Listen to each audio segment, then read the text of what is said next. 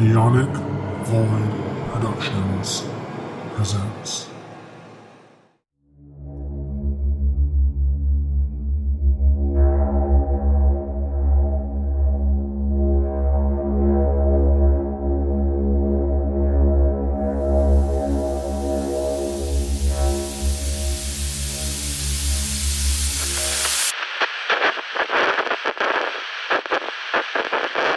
You would think after doing this for so long, for like 2 or 3 years, doing these podcasts, I would know how to start one, but I don't.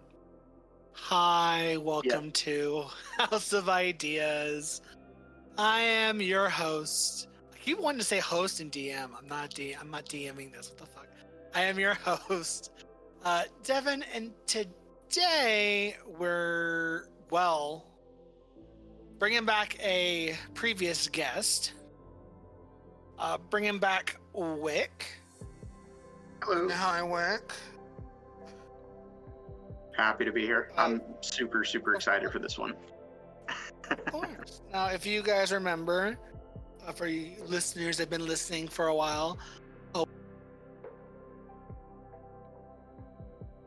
he's back from episode 4 when we did the Green Lanterns and the Green Lantern cores as well as the other cores. The solo DC episode is currently the only DC episode as of recorded as of right now for number 8. But nonetheless, Always fun to stand out. It's always fun to stand out. Hell yeah, exactly. So we're back at it again. We're taking a little departure from the normal format of the last 7 episodes of picking one particular character or one particular thing and talking about it for God knows how long. Nah. Today we mentioned it in episode 4 that we wanted to do a fan casting episode. So that's what we're doing. Yep. We're going to be going over discussing our picks. Who would we pick and why of like certain actors and stuff of the MCU as well as the X-Men. Now, of course, before we begin, in the description below or the show notes below, there'll be a link to all the Neonic Void Productions podcasts and where you can find them, as well as the YouTube channel, the Twitter for Neonic. Oh God, let me pull up that Twitter name. For the Twitter for Neonic, not Neonic Void. Oh my God, for the House of Ideas. My mind just having a brain fart. It is, at House of Ideas _pod. So it's HAUSOFIDAS _pod. If you want to follow on Twitter. Otherwise, you're more than welcome to go listen to anywhere else you like.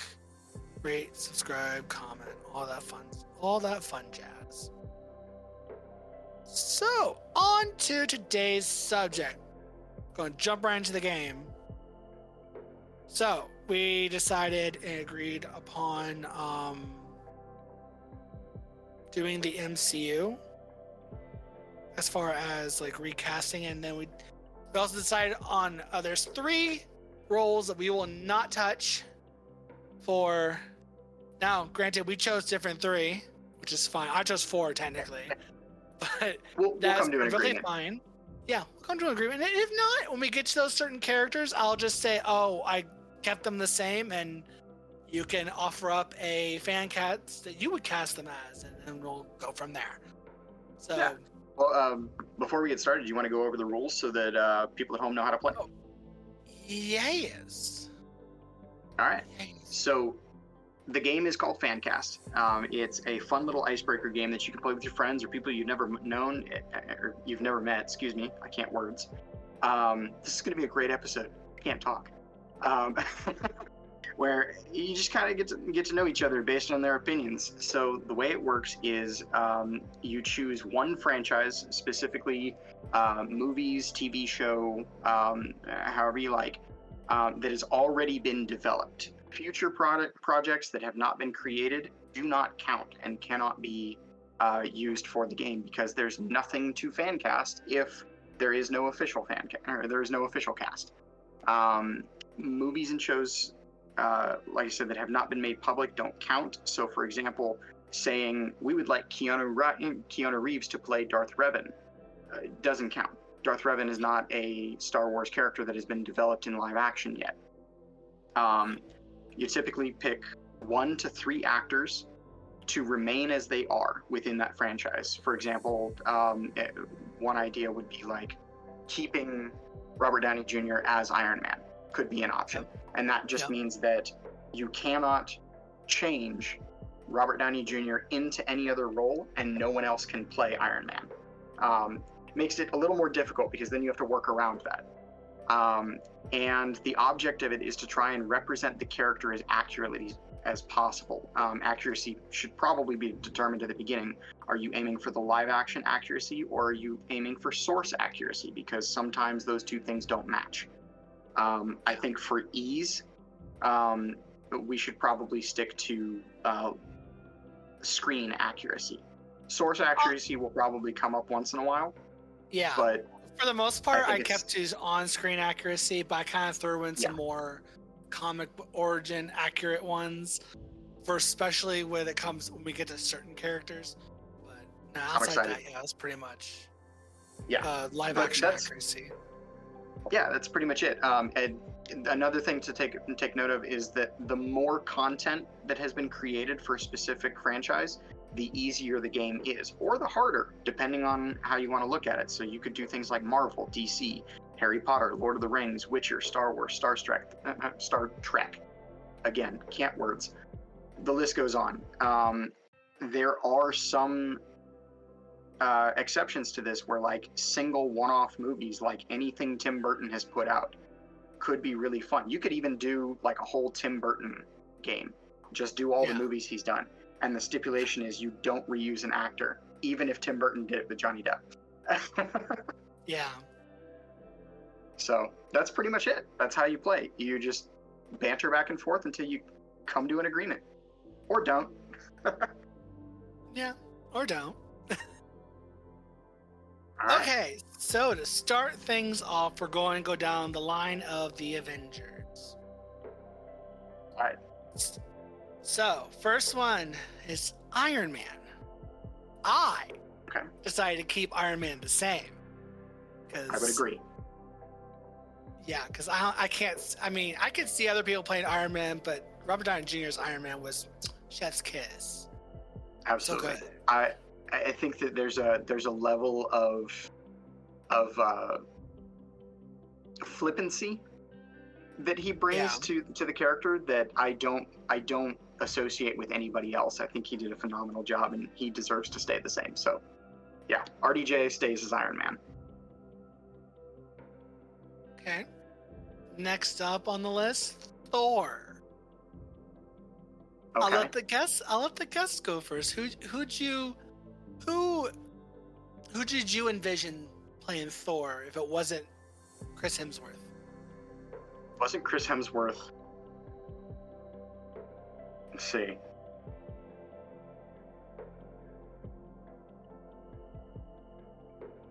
I'm actually not certain, because if we look at Chris Hemsworth based on like physique, it's difficult to pick somebody else. I could be persuaded to say Henry Cavill. But I think that there is because taking inspiration from the fact that he played Superman, I think that because I've seen him as Superman, there's this good old boy nature to his acting that seeing him as Thor may not work out. And while he looks fantastic with light colored hair, I don't know that that would be a good pick. However, go on. I just thought of another one that would be better. Alan Richson. Who? Alan Richson. If you've ever seen the Amazon Prime original Reacher, he plays Jack Reacher. And he's a big boy. Got it. Yeah. Okay. Yeah, I think Alan Richson would be good. And there's this like dry sarcasm that he can he can play off, which is really nice. And yeah, Thor is a very bombastic, outgoing, happy-go-lucky character. Even in the original Norse mythology, he's kind of like that. But I think that Alan Ritchson would probably be a good fit.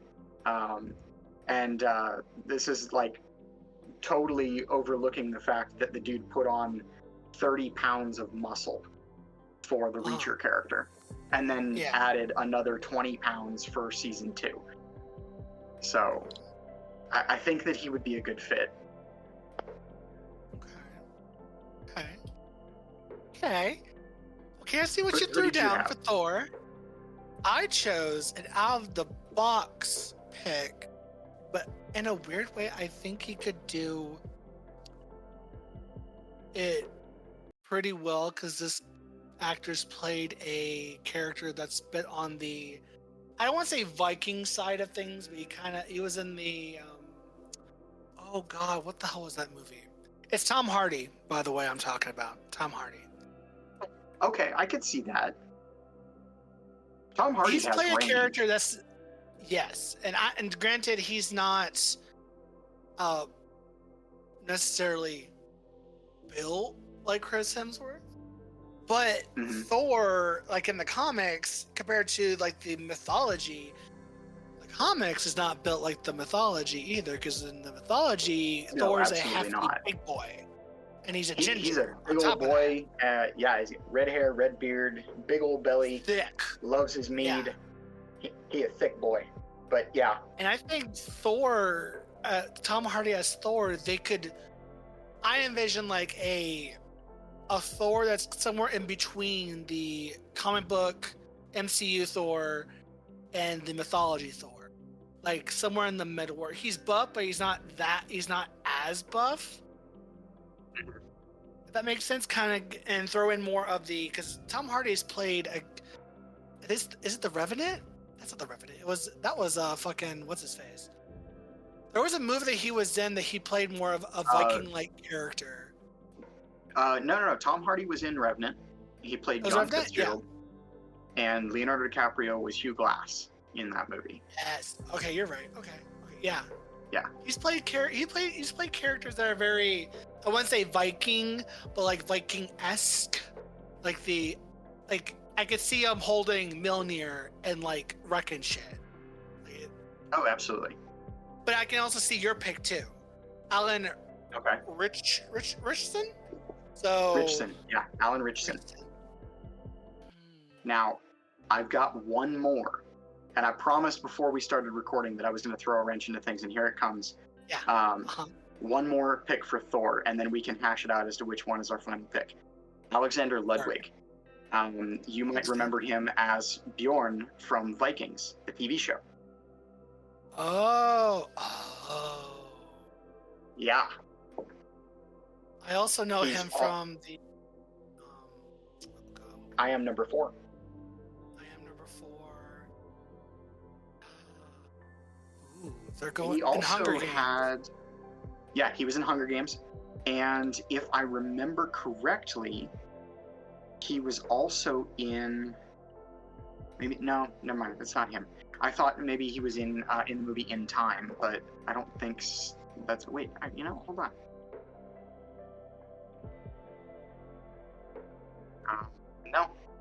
No, it wasn't him. Maybe it was. I don't know. The internet can yell at me in the comments if they would like. It's perfectly fine. Either way, Alexander Ludwig already has some experience playing the rough and tumble Viking-esque characters, or the literal Viking. Either way, I think he would be a good fit for the role of Thor also. An interesting choice of people here. So once again, we have Alan Ritchson, Tom Hardy, and Alexander Ludwig. Who do you think would fit? What? I kind of like the idea of Alexander Ludwig. Okay. Kind of vibing with that. Kind of vibing with with a bit of a younger Thor. Yeah. Because even in the comics, he was regarded as pretty young still, even for a god. He's thousands of years old, but all the same, when in comparison to Odin and all of the other Marvel Viking characters, Norse characters, he was regarded as pretty young. Okay. Yeah. I'll throw my wrench into Alexander as the All pick. right, Alexander Ludwig. I'm keeping Yep, notes he's over our- here too, so we don't get mixed up. Oh yeah, no. Yeah, I'm changing the initial picks I have, and then when we decide on them, I'm going to change them over to the actual when we decide on Alexander Ludwig. All right, so now Bruce Banner, the Hulk. Okay. Now, here's the question, because we know in the MCU, Bruce Banner is played by Mark Ruffalo, but we've also seen him played by Edward Norton, and I apologize, anybody listening, I forgot the name of the other guy, the original. Let's see. The Incredible Hulk. That was Edward Norton. So, the Hulk was Eric Bana. Yeah. So my suggestion to the pool for Bruce Banner, Pedro Pascal. Oh, you know what? So, I admit, this isn't the first time I've played this. You already knew that. I think that the last time I played this and Bruce Banner came up, our pick was actually Pedro Pascal. So, I'm not even going to argue that one. That's a great pick. I know, right? Because I was like, who would play Bruce Banner? And I'm Googling and I'm like, oh, Pedro. Yeah. No, I genuinely think that Pedro Pascal would be a great fit for Bruce Banner. He's got the wit, he's got the sass, and I mean, if we remember him from Game of Thrones too, he has no problem stealing the scene. I think that it would definitely paint the Hulk in a different light. We would get to see a different version of the Hulk, and I am 100% okay with that. Cool. So Pedro Pascal as Bruce Banner / the Hulk. Okay. Next up is Black Widow. There. Okay. Black Widow, Natasha Romanoff. Okay. Originally played by Scarlett Johansson. Great choice, honestly. I love the MCU's original take on the Black Widow. My pick for recasting, Jessica Biel. Biel. Jessica. Hard maybe. Fair. Who's your throw in? The pot. I'm trying to recall her name. I can see her in my head. It's the girl that played Black Widow's sister. Oh, And I know that might sound like a cop out, but oh my God, Florence Pugh Florence played Pugh. Yelena. Oh, Florence Pugh played Yelena instead. He played her in Black Widow, and again in spoilers, the Hawkeye show. I almost said series. It's not a series; it's a show. You know what? Yeah. Okay. I'll bank on that. I'll go with that. Florence Pugh as Natasha. Yes. Yes. Okay. You see her already played. She knows how to play a good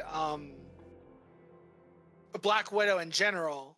Another one, nonetheless. But you know what? Yeah. No. Love Florence Pugh. I think she'd be a fantastic Natasha. Okay. I think that would be a good fit. And admittedly, Natasha Romanoff is supposed to be Russian, and she is. But I didn't feel the Russian Black Ops agent from Scarlett Johansson in the way that I feel like we should have. Florence Pugh, however, she's got the accent, she's got the sass, she's got the snark, and I'm like, this is what I came here to see.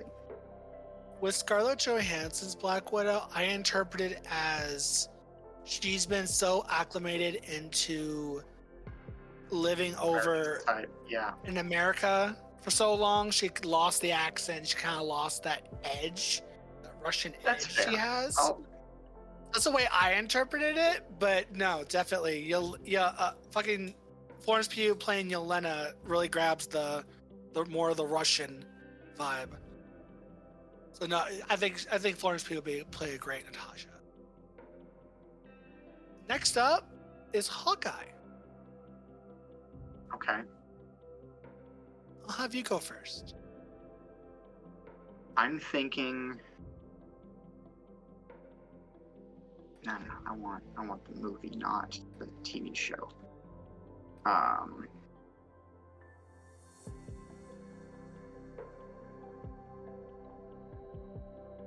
I'm willing to take argument on this one because I'm still not 100% on it.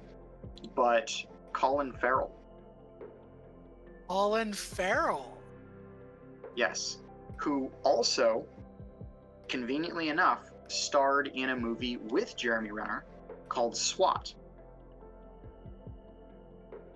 If you remember the movie SWAT, it was back in 2003, and a subsequent sequel called SWAT Firefight in 2011 that I don't know that it did. But the original was fantastic.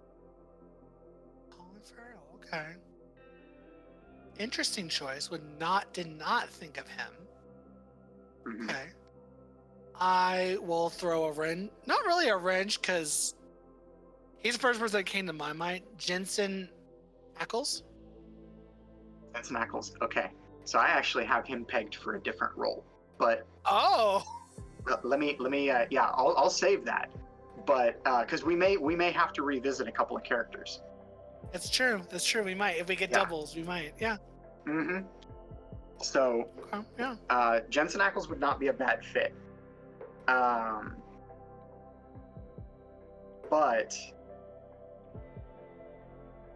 what about? I think Colin Farrell. He might be too brawn, if you know what I mean. Like, Yeah.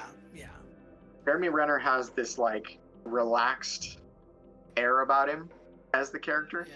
but a lot of Colin Farrell roles that I've seen have been a little forward, star of the show kind of roles. And Yeah. unfortunately, Hawkeye is not. He should be, but he's not.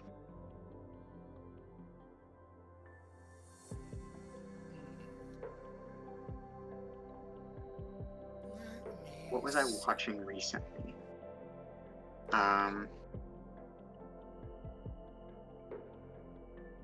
There was a show that I was watching recently. Was this it? There's a. I'm gonna lose my mind if I can't find it.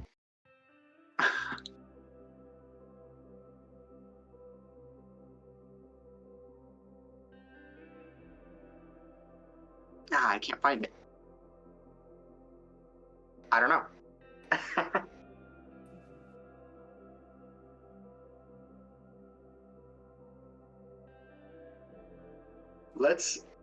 Let's put a tentative agreement on Jensen Ackles because I like him better than Colin Farrell for this role. Okay. But I also like him for another role, and maybe we'll flip the two. We'll flip the two. So Yeah. let's put Okay. Jensen Put Ackles. Jensen Ackles with a little star Yeah, next to it. little asterisk there. Little asterisk, yeah. All right, who's next? Captain Marvel. Captain Marvel, played by Brie Larson. Okay. In my little take, I would go for Emily Blunt.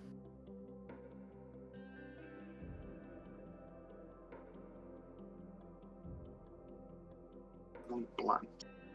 Okay, I could see that.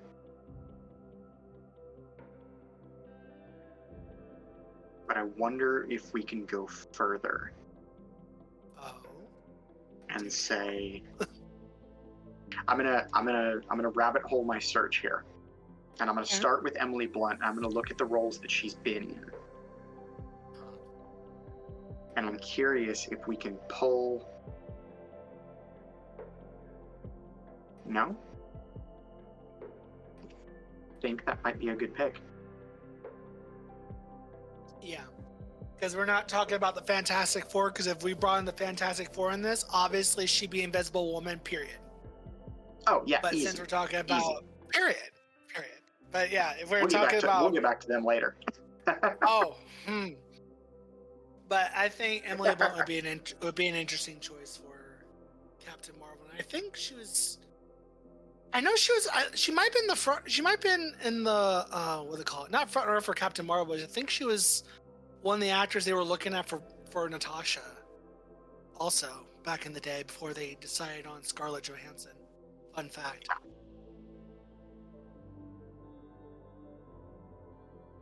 But yeah, Captain Marvel, Emily Blunt. What?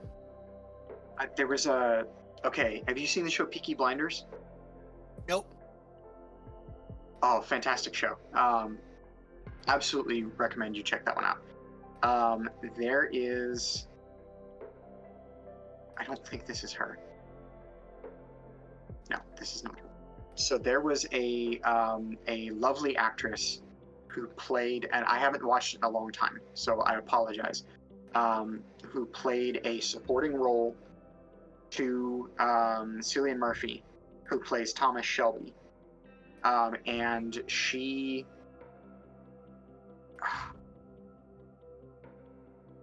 I can't find her. That's her. Oh, she plays Grace Burgess, Annabelle Wallis.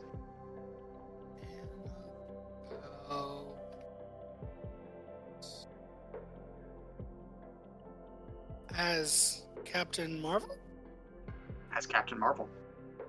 Oh, okay. Okay, I do know her. I know her. She's actually from Annabelle, The Mummy. Oh, okay. And she's from a few other movies as well that I've seen her in. Okay. Mm-hmm. Okay. She was also, ironically enough, in, I believe she played an extra in X-Men First Class.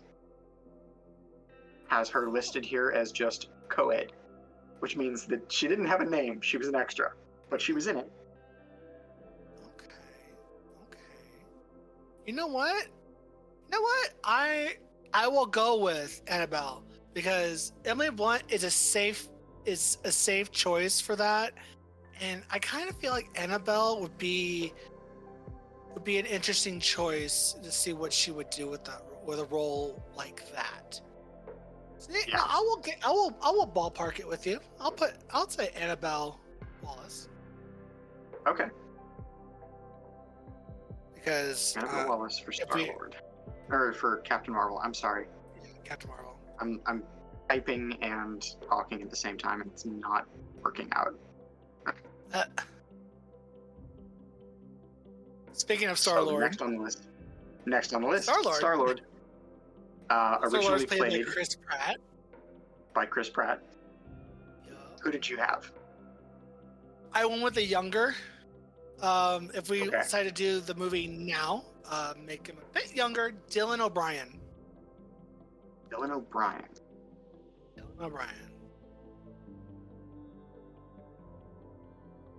Okay. Yeah, that would work. I think that actually works better than my pick. He definitely would be younger. He'd be a little younger because I think Dylan O'Brien right now is like his early 30s. Like he'd probably playing a Star-Lord that's like late 20s, early 30s. Yeah. But you know what? Makeup can change everything too.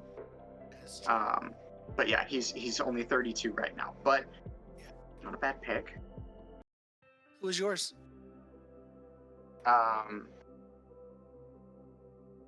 Sorry, I'm still looking at Dylan O'Brien here.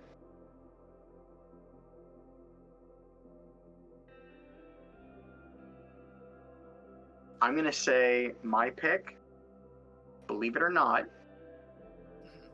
yours is going to win. But I was going to say Chris Evans. Take him from Captain America and make him Star-Lord. Oh. That's Yeah.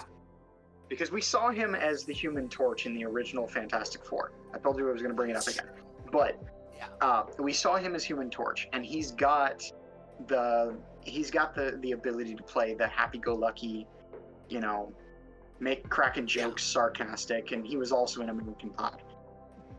But that was for a whole nother reason.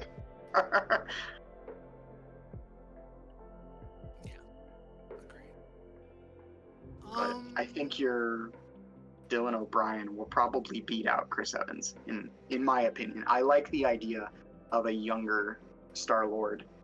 Yeah. I wonder, though, if he has the ability to pull off the sarcasm and the dry comedy that Star-Lord brings to the screen. Now Dylan has played some roles that have the kind of comedy chops, but I think this would be a role that would challenge him, because mostly Dylan O'Brien, for the most part, except for a few franchise movies here and there, like Maze Runner and a few others, he's mostly stuck to TV. I would say he's more of a TV personality than a movie.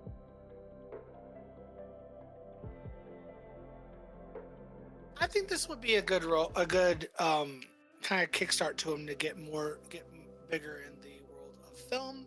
Because the MCU likes to take actors that have the they're not that big, and then they make them big. Yep. So I think Dylan O'Brien, he fits the vibe, the look. I feel like he would be fine as Star-Lord. Personally. Yeah. Yeah. Okay. All right, so Dylan O'Brien as Star-Lord. I'll agree with that one. No asterisk, no nothing. Now. Then we've got the Black Panther. Black Panther. I chose not to. Same here. I think that is a role that should remain untouched. I am so thankful that after his passing, they chose not to recast him, and instead they chose to move forward with his comic storyline. So And the person that'll probably take up the person that'll probably take up the mantle of Black Panther next would probably end up being his son. Yes. But I agree that T'Challa should not be recasted at all. I think that he stays. I absolutely loved him in Black Panther. I loved him in the Avenger movies and the appearances that he made there. It was phenomenal. And I will admit, while I was not familiar with much of his work up to that point, when I found out he passed away, I cried. And I don't cry. I like to think I'm a pretty tough dude. I also don't mind being proven wrong once in a while. And that was one of those once in a whiles. Yeah. So, Same. yeah. Black Panther stays.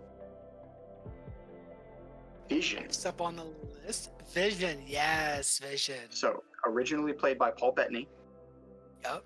Who also voiced Jarvis. Fitting. Yep. Fitting. Very fitting. I have an interesting one. Oh. Jude Law. Jude Law. Oh, okay. He was one of the ones I was kind of thinking in my head. Yeah. Oh, no. Jude Law did make a Marvel debut in the Captain Marvel movie. But I feel like in some ways they kind of did him dirty with that role. A little bit. Jude Law is a type of actor that I don't want to see him just once. I want to see him in a role multiple times. For instance, the Sherlock Holmes movies. Yes. He plays a fantastic Watson. In the Fantastic Beasts movies, he's an absolute wonderful Albus Dumbledore. I think that he should be Vision. We should get to see some more of him. What do you think? Honestly, Jude Law is better than the one I picked, because the actor I picked was Matt Bomer. Matt Bomer. He was in Doom Patrol. He was in Magic Mike. He was on a TV. But I think Jude Law is a much better He's choice. also in Magic Mike. But yeah, no, I think Okay. Jude Law's a much better choice for Vision. I will agree with Jude Law. He almost. I'm looking at a thumbnail of an interview with Matt Bomer on the Ellen Show, and the angle they caught him in, it almost looks like Henry Cavill. Yeah, he's one of those Almost. actors that kind of look like Henry Cavill on certain angles. Yeah. Okay. So Jude Law. Yep, Jude Law. All right. Jude Law. Scarlet Witch. Yeah, a controversial one. Okay. So Because, well, there's I a have whole struggled- controversy with that. really, Because originally played by Elizabeth Olsen, love her. One of my favorite characters in the absolutely. I current think she MCU. did a great job. She did. Now, people My fiance's complain, favorite character too. right? Now, Elizabeth Olsen as Scarlet Witch has brought on some controversy because because of course Scarlet Witch, Wanda Maximoff is Romani, and they decided to go with a white actress instead. Mhm. Now, I think that Elizabeth Olsen as Scarlet Witch, I think she plays it well, and she's obviously one of my favorite MCU. But if I were to recast Elizabeth Olsen, this is probably the one of maybe two that I would cast to be more of its comic book origins. As much as I love Elizabeth Olsen, Okay. I went with, oh gosh, I'm gonna butcher her name. Gretilla Bransusi. Let me post her name in the chat to you. Right. I sent a prep message to you. I got you. I see it. Copy paste. Ah, actually, Yeah. not a bad fit. Visually, anyways. I'm not familiar with her work. At least I don't think I am. Hang on. Give me a moment to prove myself wrong again. Nope, I was right. I'm not familiar with her work. Okay. She was Mayor of Kingstown, 1883, which is a show I've been meaning to watch. VHS. Interesting. Okay. And she's a big Did fan you cast amongst the community as well. Okay. So people have done like work and stuff to put her in the role. And I'm like, you know what? As much as I love Elizabeth Olsen, if I had to recast, I would choose this actress as Scarlet Witch. Hopefully she can So work the I'm- acting chops. But Oh yeah. So I'm going to have to go watch 1883. I've been meaning to do it for a long time, and I keep getting caught up with like 5 million other series that I just haven't finished yet. I'm still working on My Hero Academia. Okay, that's how far behind I am. But I'm going to default to your answer. I like this only because in the 3 other times I've played this game with other people, we come across Scarlet Witch, and we're like, we don't know what to do. But I like this, and I'm going to remember this for the next time it comes up. Yeah. So, agree. We'll agree on that one. okay. Next one is Dr. Stephen Strange. Okay. I chose not to change Benedict Cumberbatch as Doctor Strange because I personally think he is the perfect casting, but I could be wrong. So, did you have someone else in mind with Stephen Strange? Actually, no. No, I don't. And Doctor Strange is, again, one of those characters that I chose not to fit and not to change, and I never do. I think he did such a fantastic job, and I would struggle to see anybody else in that role. I could be persuaded, but at this moment, I would struggle to see anybody else fill that role. I think that he did such a great job. I'm a big fan of his. So I think we should keep him. Word. So we have our 3 that we cannot change. We can have a 4th, but I wouldn't suggest it. I already know the 4th, Nick Fury. Okay. Sorry, Nick Fury. I can't. No, that's cool. All right, but that means that every other character that we come across, other than Nick Fury now, everybody has to change, and this is where the game gets difficult. Yeah, most definitely. Ant-Man. I'm just going to leave a little note here for Nick Fury. Because, again, that's perfect casting. It really is. Yeah. And Samuel L. Jackson is fantastic. He really is. I think that there was a gross lack of the term motherfucker in the in the Marvel movies. I get why. But the PG-13, they could fit 1 in. They're allowed 1. There was they didn't give him any. Oh yeah, they didn't give him any. Which the perfect time to do it when he was being snapped. Oh yeah, when he was vanishing, that would have been a good one. Motherfuck, and then just vanish. You know, you could have cut it off by half. They could have even, they could have even just stopped at the mother, and we all know what it would have been. But they could have just still kept it at the 0, and did it that way. They didn't even give him that. Missed opportunity, in my opinion. Same. Yeah. Did you know? I'm gonna derail us here for just a second.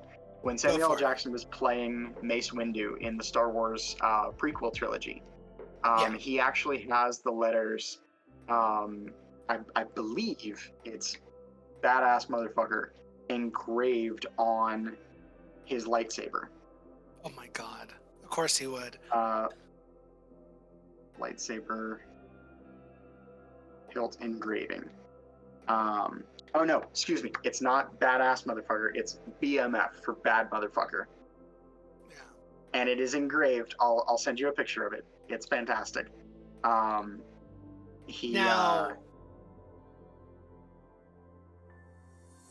go on. No. That was it. He specifically asked them to do that for him, and they did.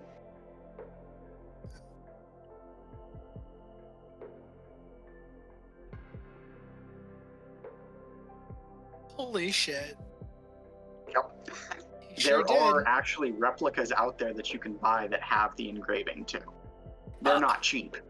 Absolutely not cheap. But they are out there. They exist. Now, the last missed opportunity, since we're on the conversation about that with Samuel Jackson saying motherfucker, I wish they would have had an Iron Man Doctor Strange moment where one of them looks to the other, because they said someone said something stupid. They either looked to each other and said, Sherlock. "No shit, Sherlock." Exactly. Yes. Exactly. I was Sherlock so Holmes. mad. Missed opportunity. And for the amount of times that they make meta jokes, and they chose not to do that one, I'm like, come it was on, a crime. Guys. It was a crime. It really was. It was. Oh. I was so upset. That's my only issue with Endgame and Infinity Wars, that they didn't have that joke in there. So there was a rumor, and I'm going to derail us again, and I apologize. There was a rumor. I don't know if it's true, and I don't have the time to do the research on it right now. But there's a rumor that a 3rd Sherlock Holmes movie is being made with Robert Downey Jr. and Jude Law, and Benedict Cumberbatch will be appearing as a villain. So they will share a Sherlock moment or a whole movie, but it is a rumor, so I don't know that it's true. I hope it's true. I hope it's true. I just got done gushing over how big of a fan I am of Benedict Cumberbatch, but I absolutely love the Sherlock Holmes movies too. Those are movies that I could walk in and turn on and never get tired of them. Exactly. So, moving forward, Ant-Man. Yep. Played by... Who's your pick for him? So, Joseph Gordon-Levitt.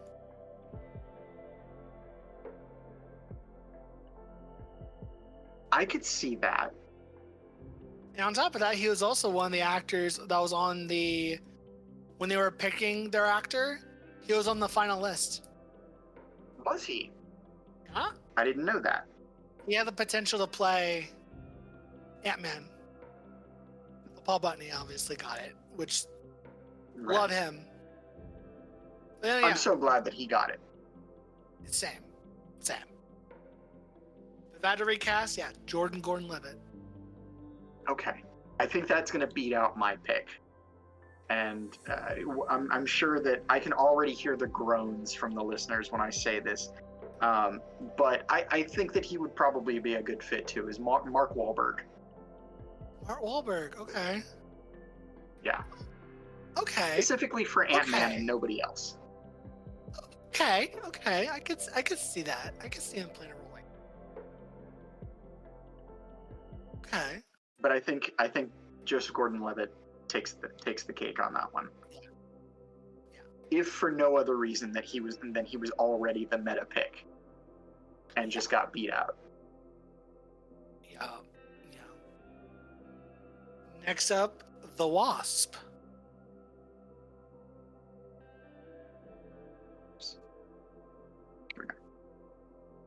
I The Wasp. Okay. picked for a recasting Mary Elizabeth Winstead. Ramona Flowers from Scott Pilgrim. Yeah. And she's also in Star Yeah. Wars currently. She's in the Ahsoka series as well. Oh, I haven't seen any of it yet. Oh, I'm not gonna say nothing. No, I appreciate that. Yeah, please don't. I'm deliberately waiting, partly so I don't like abandon everything else that I'm watching still, but or like again, but I'm so excited for that. I want to make sure that it's all out and I get to watch it all together because I'm one of those people that's like I gotta know what's gonna happen next and then I agonize over it for a week. But Mary Elizabeth Ellis, I think, is a good fit for the Wasp. Yeah, Mary Elizabeth Winstead. She was also in 21 Cloverfield Lane as well. Oh, Winstead. I'm sorry. Winstead. I thought you said Ellis. No, Winstead. She was Ramona Flowers, and she was also in 21 Cloverfield Lane. She was in. She was also in the I think prequel to The Thing. Yeah. So I'm going to say that this is a good pick. And doubly so because I think that she would look good next to Joseph Gordon-Levitt. Yes. I think that they would look fantastic together. Hell yeah. Next Wait up. a second. What? Hold on. Did I miss something here? She's What do you also in the Book of Boba Fett? She is. I think. Was she playing the same character? Let me look her up right quick. 'Cause I think she might have been playing the same character then. I think she 'Cause was in- I think she was a background character because I'm not getting much. Oh wait, no, never mind. I remember this. If I'm not mistaken, no, I don't think that's her.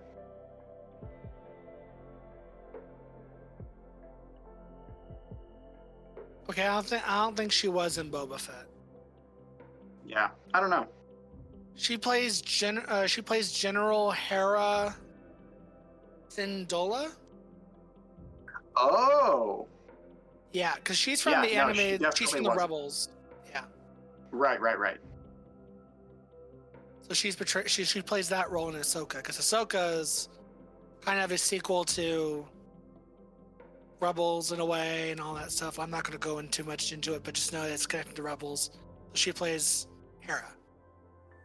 Okay, I'm happy about that. So, next up on the list is a very important, crucial one that everyone lost their Spider-Man. minds about. Spider-Man, Peter Parker, Okay, played now by I Tom think that Holland. Yeah, Tom Holland. I think that it's important to specify that we are looking to recast Tom Holland's Spider-Man because, unfortunately, Tobey Maguire and Andrew Garfield are not considered MCU Spider-Man until recent. They're part of the the multiverse. They're part of the multiverse. They're part of the multiverse, but up until the most recent movie, they were not considered MCU Spider-Man. Yeah. So, if we hadn't said Dylan O'Brien for Star-Lord, I would be persuaded to put him there. But let me go to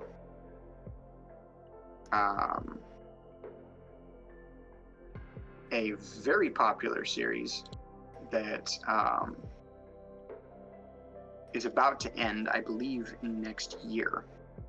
And I'm going to say either Finn Wolfhard or Noah Schnapp from Stranger Things. They played Mike Wheeler and Will Byers, respectively. Ooh.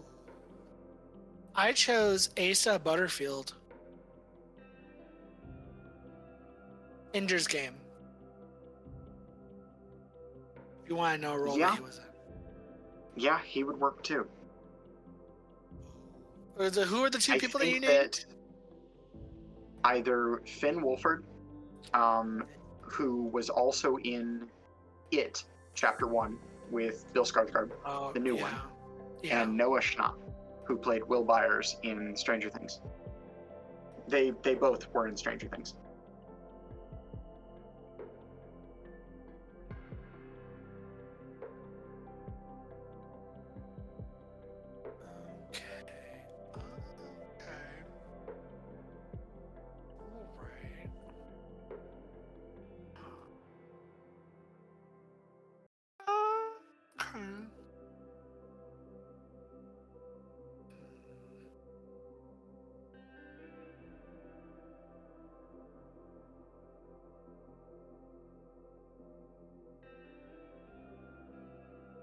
What are you thinking over there? I'm thinking it's a Bruin. Oh, the two you named, I could see Finn. Not Finn, sorry. Not Finn. Noah. Not Finn, Noah. I could see Noah.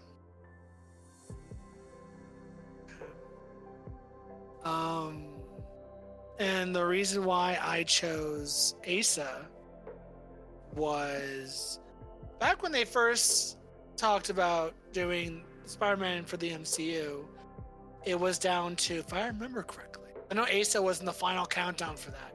I think it was down to him and Tom Holland. And those two were my two picks for Peter Parker for the MCU anyway. Mm-hmm. But Asa, I think, is very similar. Huh? I was going to say, Asa was also in Miss Peregrine's Home for Peculiar Children. He played Jacob Portman. He did. I will. You know what? I will go with Noah because Asa is very similar to Tom Holland, and in my opinion, the style they act.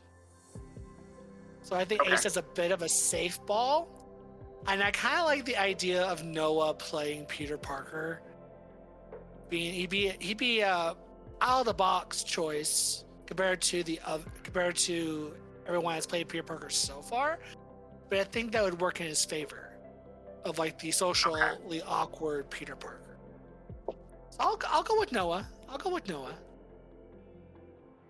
Okay. I know that he's not on the list, and so this is why I'm going to say let's stick with Noah for Peter Parker. But in the event that we also had Harry Osborn, I would argue that Finn Wolfhard should play Peter Parker and Noah Schnapp should play Harry Osborn. There's something about the appearance of Noah that screams Harry. And Finn, appearance-wise alone, not acting style, but appearance alone, gives me that the awkward high school kid, which admittedly Peter Parker is. he always has been. Even growing up and getting into college and starting a career and things like that, he was still very much an awkward kid. It was part of his charm. And we know that Finn Wolfhard can play the louder, bombastic characters. I don't think that it would be a difficult stretch for him to tweak it in the other direction. But for this particular pick, I think that we'll go Noah Schnapp as well. Okay. No, I will agree with you. It'd be Noah with an asterisk, because if we ever bring in like Harry, yeah, I think Noah would be a great Harry. Okay. And then I would go with Finn as Peter Parker. Yeah, you're right. Okay. Because Noah is giving freaking Harry Osborn vibes. Yeah. Okay. Right. Now, next up is the Falcon. Yeah.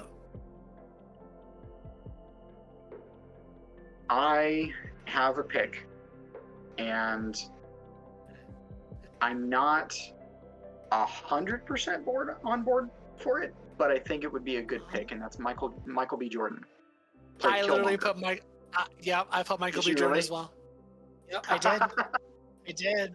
He was the first person I thought of. I'm like, Michael B. Jordan as the Falcon would be interesting. It would be. I think that would be a really good fit. But I wonder if there's someone else that could fill that role. So while we both agree, I'm interested in debating it a little bit further, just to sort of to reach out and see what we can find.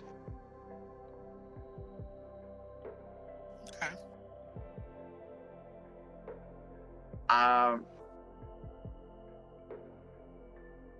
A part of me almost wanted to say Donald Glover, but I don't know that he's the right fit for that. There's something about his acting style that doesn't fit the superhero role. And I know that there was a big thing on Twitter for a while. It's like Donald Glover for Spider-Man. I don't know.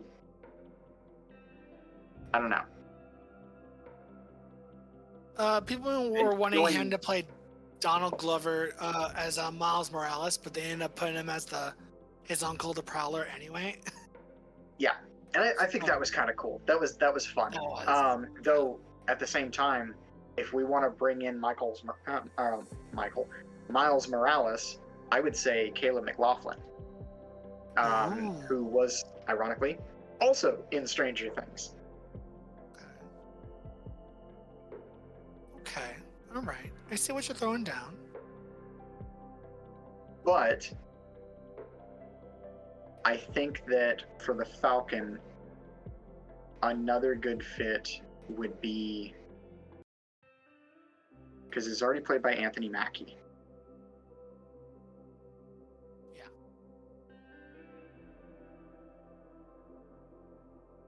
Aldous Hodge, maybe? Ooh. Or, hear me out, Jamie Foxx. Ooh.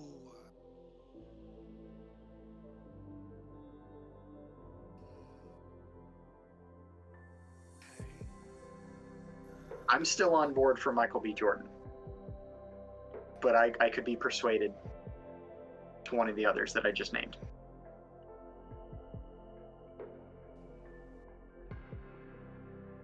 I think I'm gonna stick with Michael B. Jordan. Stick with him? Okay.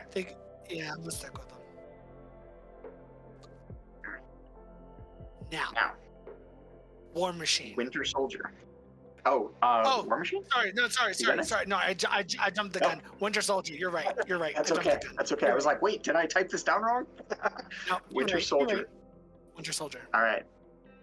So, I'm going to recycle a cast member here and say Jeremy Renner.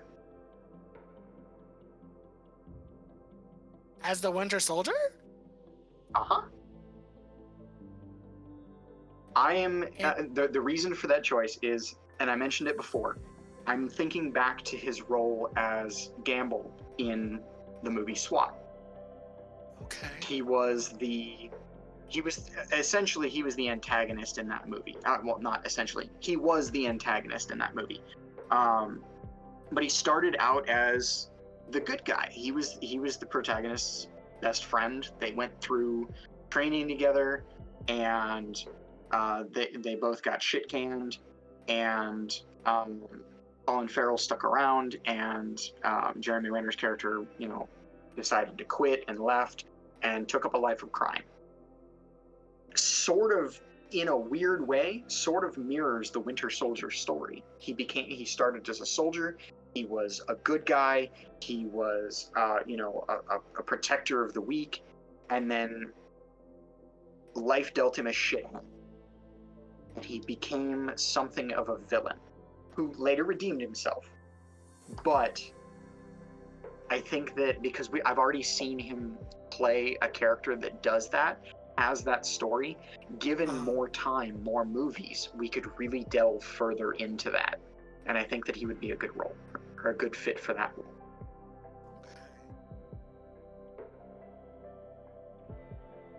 Alright. Who did you have? I have to know.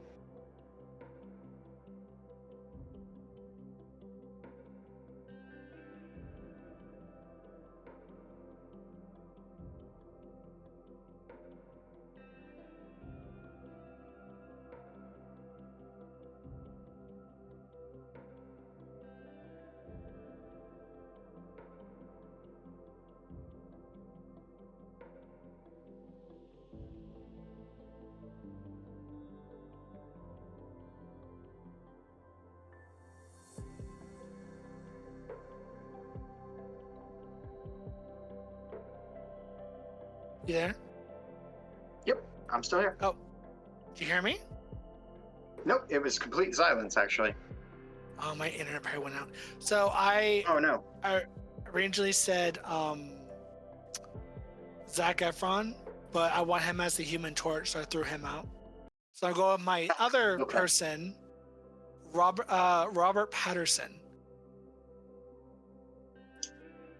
Interesting choice.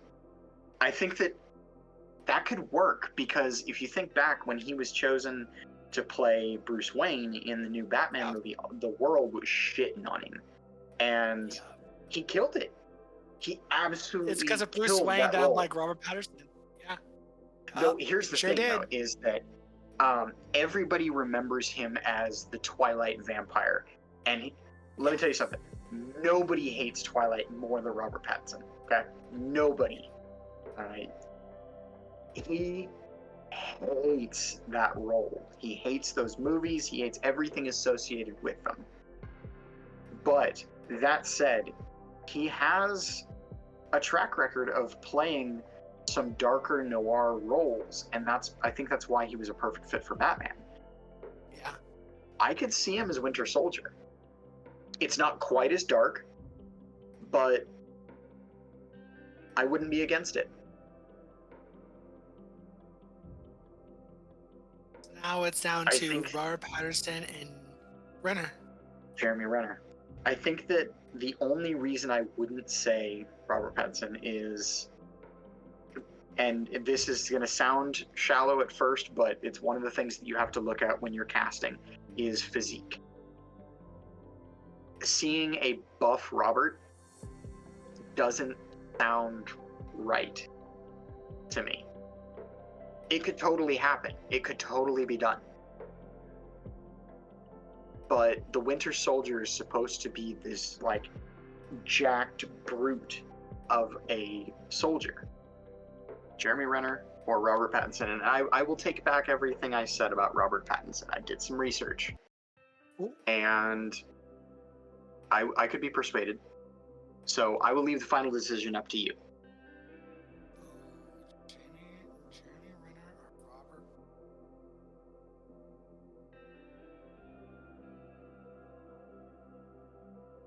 I'm gonna go with Robert Patterson.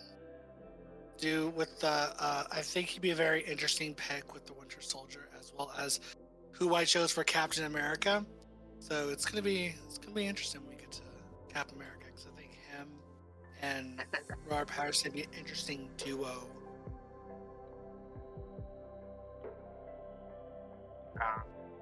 Just a moment.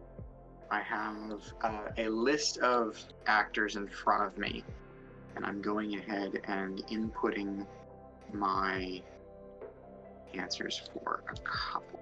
So, real quick.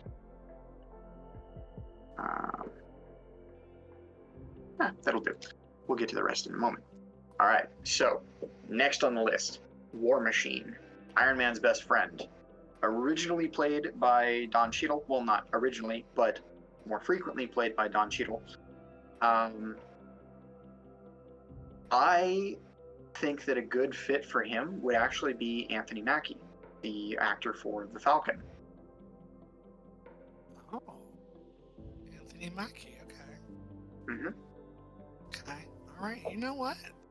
I chose John David Washington. But Anthony Mackie, I think Anthony Mackie would be a good choice for War Machine. So I'll go with Anthony Mackie. Okay. Anthony Mackie wins out. Alrighty. Next up is Nick Fury. We've already agreed. It's gotta be. Yeah, he's not changing. He's not.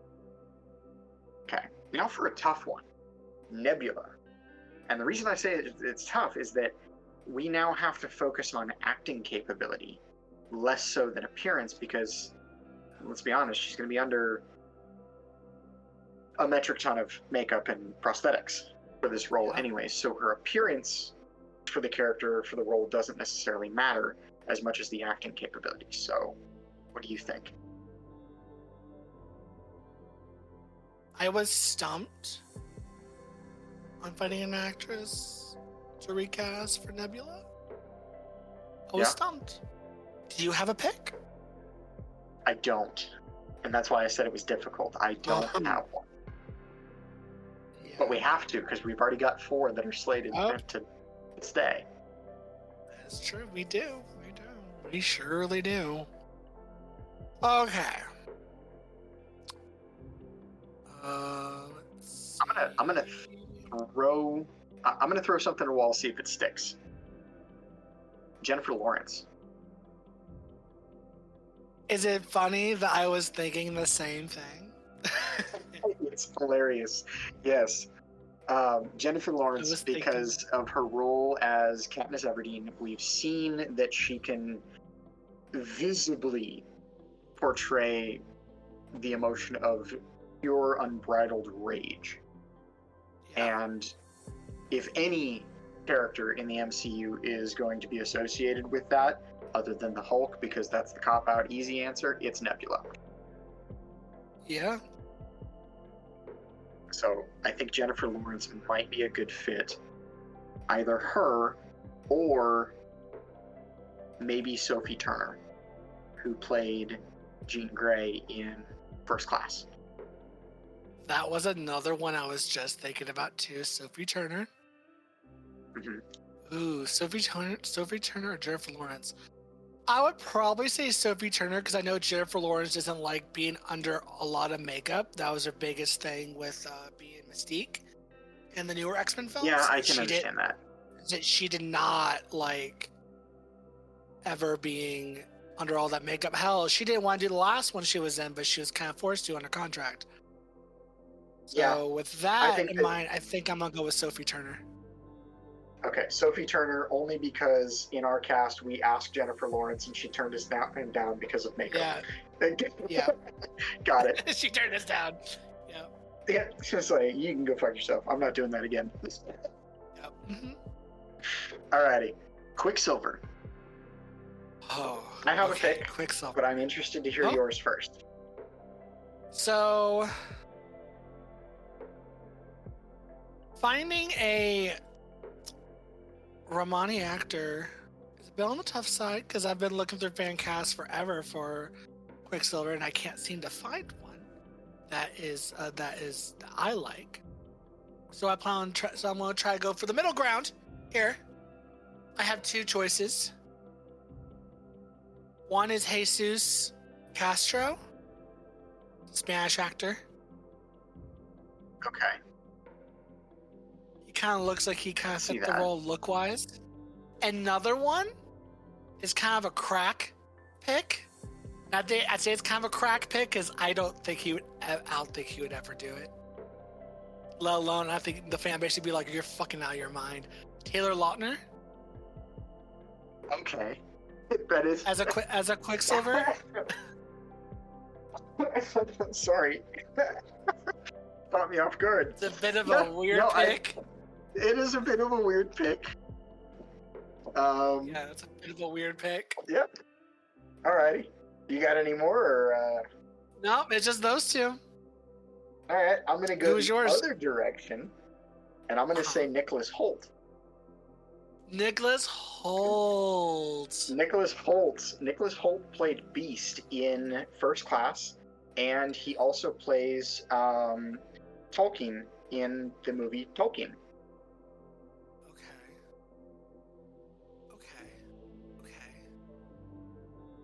I will Okay. admit to a small amount of bias in that pick because I really do like Nicholas Hoult. I think he's a fantastic actor, and I think that he could Agreed. very easily pull off that role.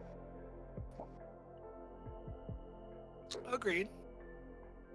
I think that Evan Peters, who played Peter Maximoff Quicksilver, more recently, I should say,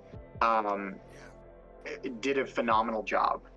And I think that if we're going on acting style, that Nicholas Hoult might be a good fit. Okay. All right. Sorry.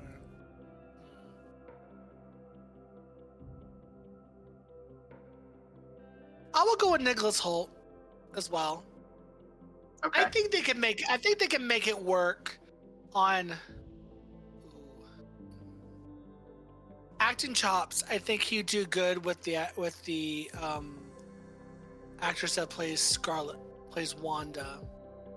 Now, Our pick as Wanda? huh? The Our pick actress for that we Wanda picked, was Coachella? yeah. Okay. I think he could that could play. I work. think he could play.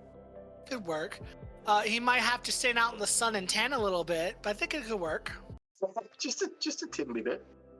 Yeah, just give him a little tan, because I mean, granted, not all Romani people of Romani descent are all olive toned or darker complected, so you could have that could make sense. That could make sense. I believe it. So Nicholas Hoult. Okay. So Nicholas Hoult as Quicksilver. Yep. And to end out the Avengers lineup Captain America, Henry Cavill. Yeah, I was going to argue that, but I've decided not to. Henry Cavill as Captain America would probably work out quite well. He's got role. Go on. I was going to say, even though he's not American, I'm pretty sure he's British actor, isn't he? Yeah, he is. That he's got the all-American battle boy look, and I think that works out quite well. Agreed. The only other character I would put Henry Cavill in is like Hercules or like Sentry. But they already cast a Hercules, and I guess he's okay. Oh yeah, that's right. They did. Yeah, There they was a did. cameo of him. At the end of Okay. I was about to say Eternals. we can't cast him as that, but no, there actually was. But he's Okay. not on the list. So, as far as the main cast of Avengers, I think Henry Cavill would be a great Captain America. Okay. See, my argument. He's around this. and Oh, go on. I was going to say my argument for that role actually was going to be Jensen Ackles, who we have currently cast as Hawkeye. Okay. But Jensen the only Ackles is reason also he- another. was another kind of air pick in my head for Captain America too. So I feel that. Yeah. Well, here's the only reason why I'm going to say we keep Jensen Ackles as Hawkeye and we keep Henry Cavill as Captain America and not make any changes is because Jensen Ackles is actually also in the show The Boys, where he plays Soldier Boy. Yep. Which is supposed to be, now I'll admit I have not watched the show much. I've only seen maybe 4 or 5 episodes. It is not for the faint of heart. Those of you who have not seen it, it made me very uncomfortable, so I stopped watching it for a little while. But Jensen Ackles plays Soldier Boy, who I believe is supposed to be a riff off of Captain America. Yeah, I think so too. Really strong, carries a shield. So I feel like that might also almost be a cop-out answer. So we'll keep it at Henry Cavill. God. Now, that finishes out the list of the Avengers. Moving on to the X-Men. I think it's important to specify which X-Men are we going after. Are we going after pre-First Class? Or are we going with the James McAvoy as Professor X X-Men? Now, that caveat, bit on the weird That side could change a lot of because answers. I'm kind of going for, since they already showed the characters and the characters are coming to the MCU, technically speaking, and a lot of them probably will show up in the Deadpool movie, which is an MCU film. I'm thinking more like when they decide to cast them for the MCU, or if anyone moves over or whatnot. So this is like the MCU casting when they finally do get introduced, who stays, who goes, all that fun stuff, recasting all that. So this would be the MCU casting off of that, using the knowledge we know from the previous X-Men films. That makes sense. Okay. So we have a couple of answers here that we had already agreed prior to the recording were going to stay. Yes. And I believe, if I didn't get it wrong, 2 of the 3 are the first 2 characters. Yes. And they are Yep. Professor X and Magneto. Period. So that's why I bring up, are we keeping them as James McAvoy and Michael Fassbender? Or are we keeping them as... Which one are Patrick we? Stewart or Patrick Stewart and Ian McKellen. it would make sense with Patrick Stewart, Ian McKellen, because this wouldn't be, because I cannot see Magneto, a younger Magneto in the modern day age, when his backstory deals so much with the Holocaust. I can't see it done any other way. Because if you take the Holocaust out of Magneto, what's the point of Magneto doing whatever the hell what he's doing? Precisely. Okay. So, Patrick Stewart and Ian McKellen stay as Professor X and Magneto, respectively. Yes. Do we want to say who our third is that stays put now, or do we want to wait till we get to him? I don't have a third. So what you can say what your third is. I don't have a third. Everyone else is picked. My third is Wolverine stays put.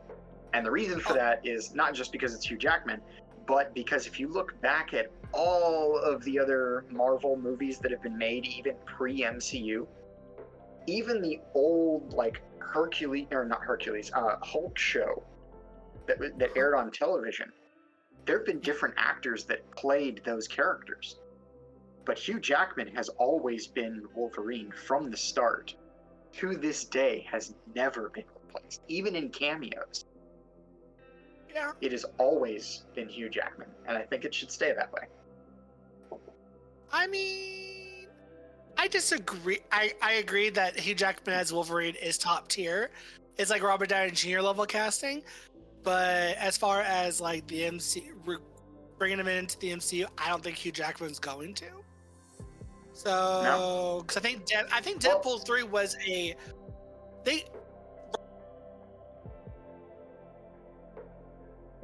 Amanda come. Oh, you hear me?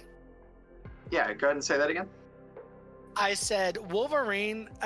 Hugh Jackman as Wolverine is great. Robert Downey Jr. level casting, but I don't think he'll come back for the MCU. It was a godsend that Ryan Reynolds talked him into doing Deadpool 3.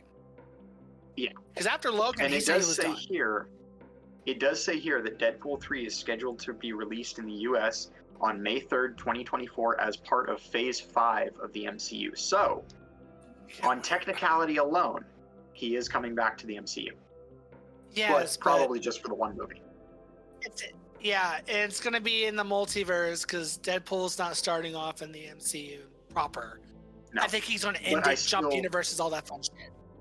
Yeah. I absolutely think that like the movie should begin or end with Deadpool sitting on a bridge like he did in the beginning of the first movie with a laptop in his lap, and he's moving a file that says Fox over to Disney, and it's just a file that says X-Men or X-Men. It's like a Word document or some shit.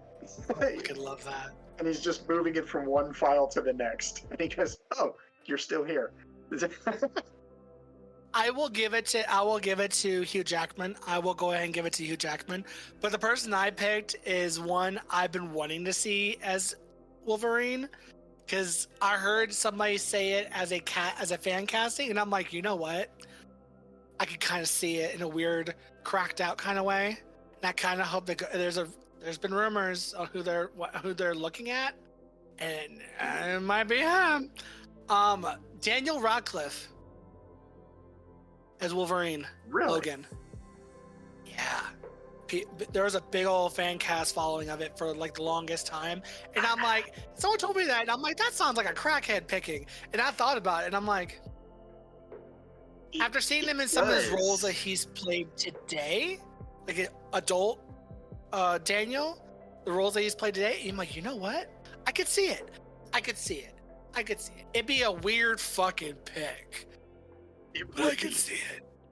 I mean, let's be honest. He's played some weird fucking roles.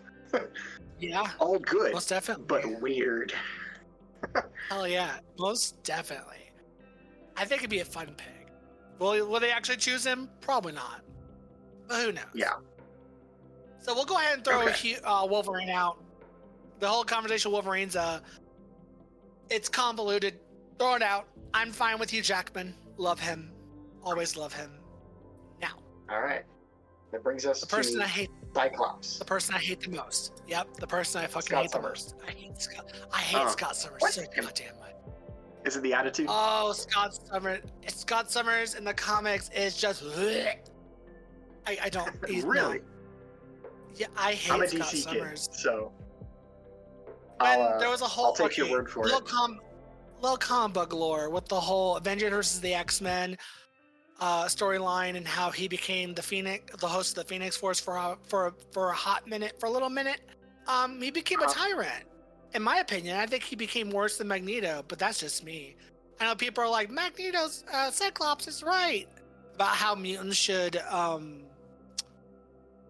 mutant standpoint on humanity and how they should go about living with humanity. Fuck Cyclops. No. If Scott Summers were to die and they never brought him back, I'd be okay with that. Yep. And that's on record. Yeah. I hate Scott Summers. But I chose Taron Egerton, the main guy from the Kingsman movies, the first one.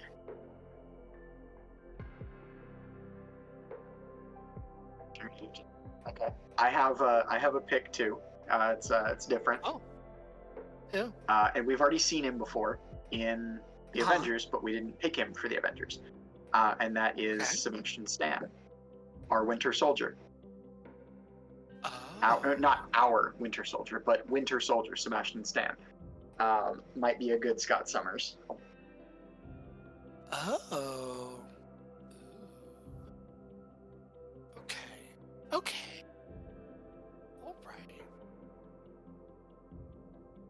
Right. All right. I'm not mad at that. I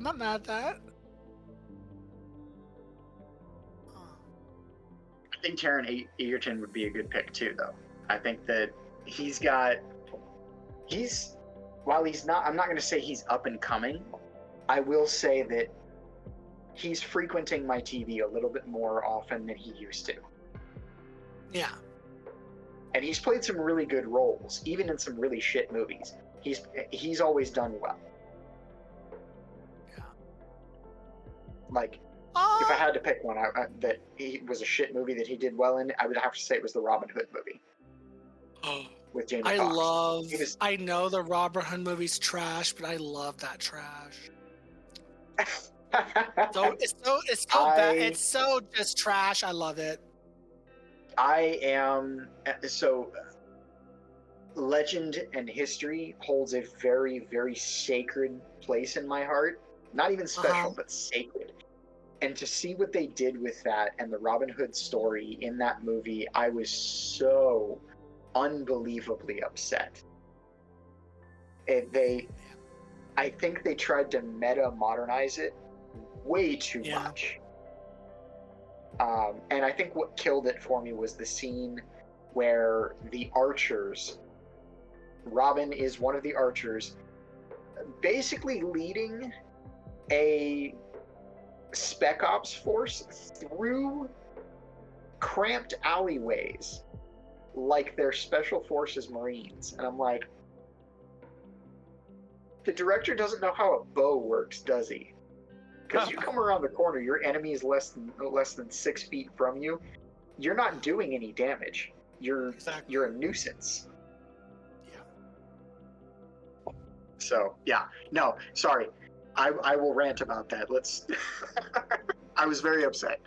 But Taron Egerton would probably be a good fit for Scott Summers. I will yield to that one. Yeah. Taron Egerton. Yep. One of the two.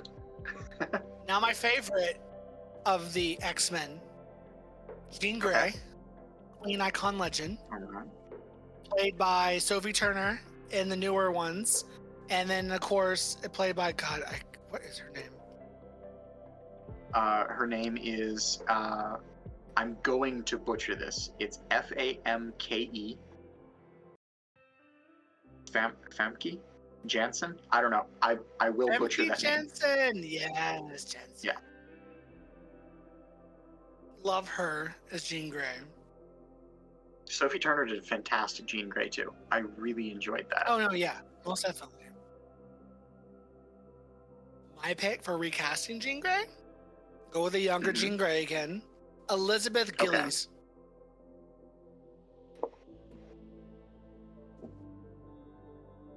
Elizabeth Gillies? Yup. I feel Elizabeth like I'm Gillies, familiar, she just was not on... familiar. Okay. She was on... She's a childhood actor. She was on Victorious, but she was also on Dynasty for a long time. Yeah.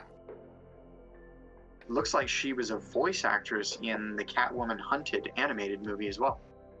But that's not important for what we're doing here.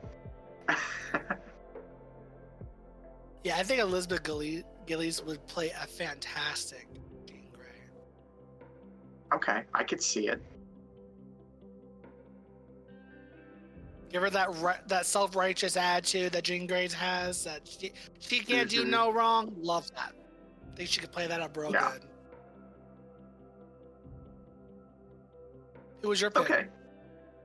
I didn't have one, so that works out. I didn't have one. I was working on it. It just wasn't working. Fair. That's fair.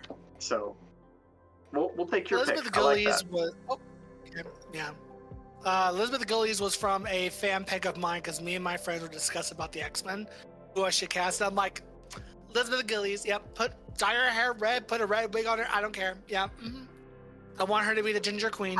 Actually, I do have an option. Bringing back a metaverse real world actor, Scarlett Johansson.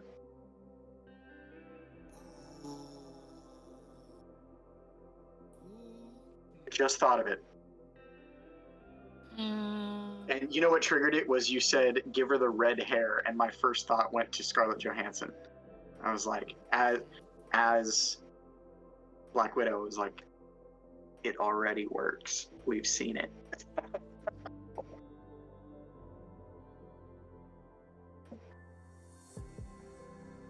I'll have to fight with Elizabeth. Okay. I We'll like take yours. I like Scarlett Johansson, but I don't think Scarlett would complement. I don't think Jean Grey would complement Scarlett's acting skills. Because Jean Grey's more of a talking political type character rather than Scarlett's like very much an action Scarlett. Yeah. Yeah. Next up, Beast. So I have a pick. Do you have one? Do you have a pick? Who do you got? Jay Ryan. Jay Ryan. He was in Okay. It Chapter 2 is one of the adults, as well as he Yeah. was also in Beauty and the Beast. He played Ben. and so- yeah. I think he was great. He played an awesome Ben. Yeah.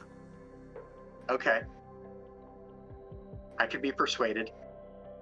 My pick, going for older Beast because we're keeping older Professor X and Magneto, Andy Serkis. So it had Amy Serkis. No, Andy. Andy Serkis. I said Amy. Andy Serkis. Yeah. Smeagol and Caesar. And he was also in the Black Panther movie as, I forget what his name was. He was a villain. He didn't last very long. Yes. Okay, you know what? I was kind of going for an older Beast, but you know what, Andy Serkis? Yes, I will go with that. I think having a Beast that's much older and on the same, closer to the age range of Xavier and Eric. Granted, he'd be a little younger, but I like that because I think with that they could play the whole Beast is more of a villain than a hero type of angle, like they've been doing in the comics for years. Because honestly, in the comics, Beast is a villain. He's a villain in the works. He's not a nice guy. Terrible. Hank McCoy is a fucking terrible person. But he's like, I'm doing it for the greater good. No, you're not, you psychopath. You're no different than fucking Sinister. You're no better than Nathaniel Essex, my guy. That's a conversation for an episode on Beast. If and when I ever get around doing that one. But yeah, no. Andy Serkis as Beast, period. Down. Okay. Now, Angel. these next two I've been struggling with. So Angel is one I was struggling with. Do you have somebody? Yes, Ross Lynch. Ross Lynch. Oh, yeah, okay. That works. I think that works almost a little too well. Right? Hang on just a second.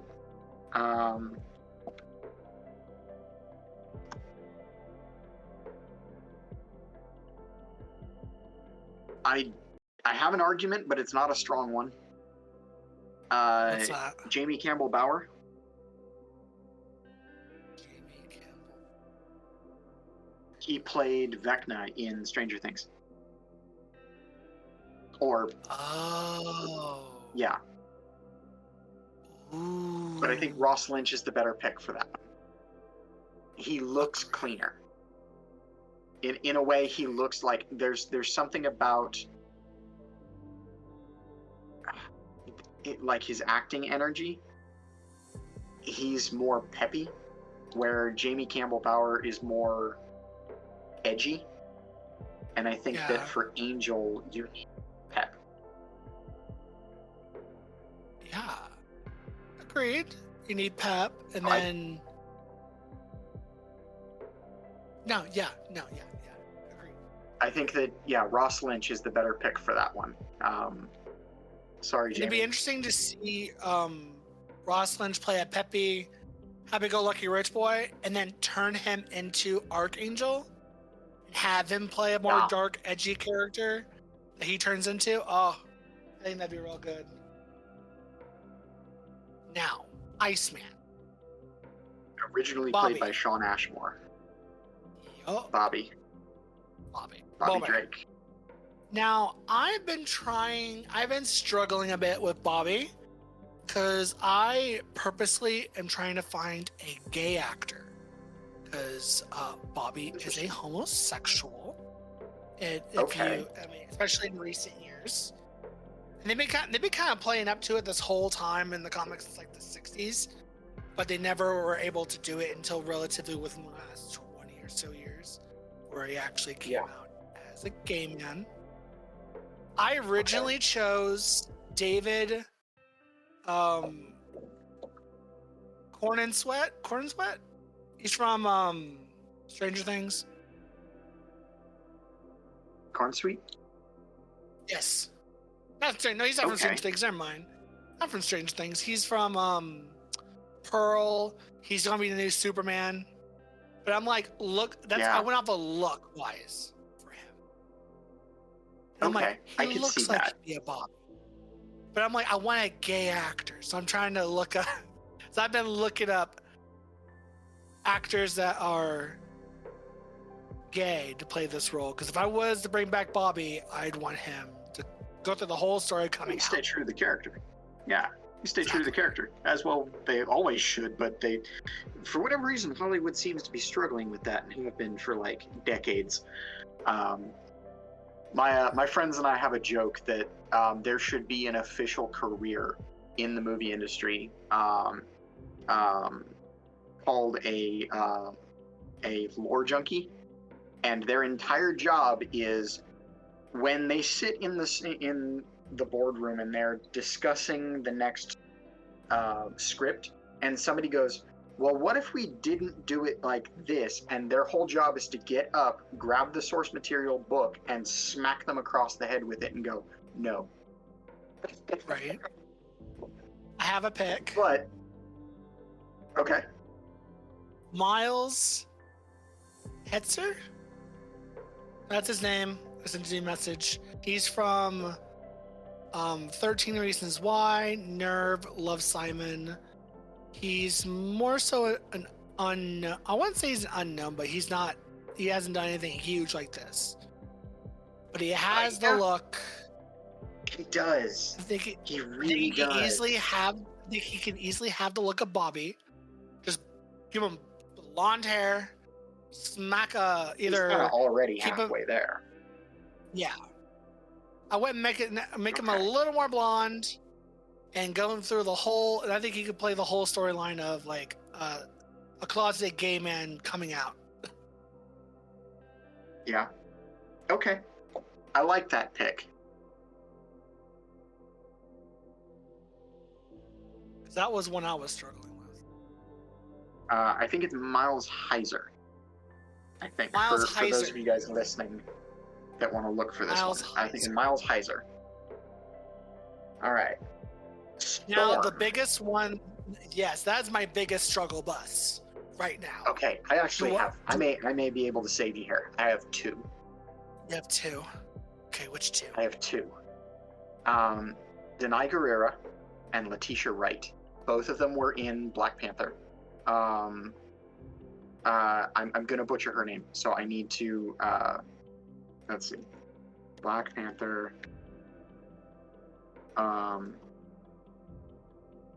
Okoye. Denai Guerrera plays Okoye in Black Panther. She's one of the warrior women, has the shaved head. She's in both movies, like big role in both. And then Letitia Wright is the one that actually plays Shuri. Yes. If we wanted to go for a younger Storm. Okay.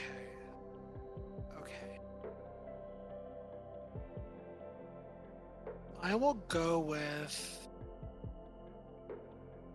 the actress that plays Okoye. I love her. I would put her as Storm. Right. Now we keep Storm a little older than everyone else. I like that. Yeah. And the only reason that I had two is I was struggling between the two of them.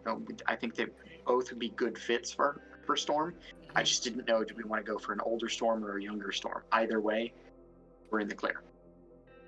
I think an older Storm makes sense. because she'd be with this actress. She'd be a little older than Jean, but not terribly older than Jean.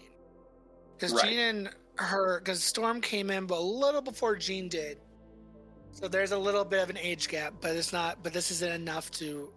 It's not that big of a deal because it's just. It's like the comics. Storm's a little older, so this works out fine. Okay. Colossus. Do you have somebody? Because I do. Tom Hopper. I'm Hopper. Tom Hopper. He is from. Okay. Oh God, what was that show? What was that show called? He was in the Umbrella Academy. He played number 1. He was in he was in number 1, and he was also Albert Wesker in Raccoon City. Welcome to Raccoon City. He was also, for all of you pirate fans listening, he was in. He played Billy Bones in Black Sails. Yup, he sure did. Yep. Have you seen Black Sails? I've seen some of the episodes. I need to go back and watch the whole thing from start to finish. I watched the entire series start to finish twice. I loved it. But I am a diehard pirate fan too. I absolutely love all things pirates. And I think that was a great cast for Billy. My cast for Colossus, and I'm going to bring back this argument as the big dude on screen, was Alan Ritchson. I brought him up as Thor earlier. Yes. Okay. Okay, you know what? I will give you Alan Richardson as Yep. Colossus. I'll give that to you. Okay. That's a good pick too.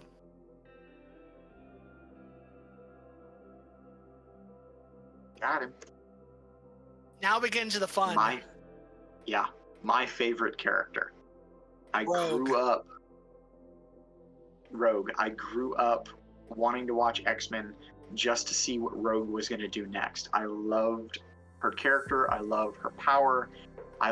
Even as a kid, I loved watching the struggle of getting through life with something that was holding you back and still coming out on top. Not always, but a lot of the time. Like it's like watching a mini underdog story unfold right before your eyes, and I love it.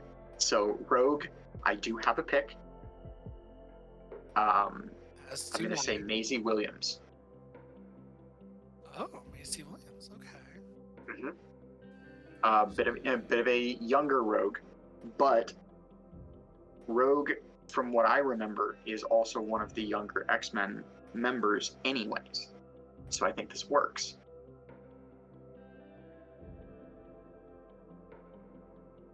Okay.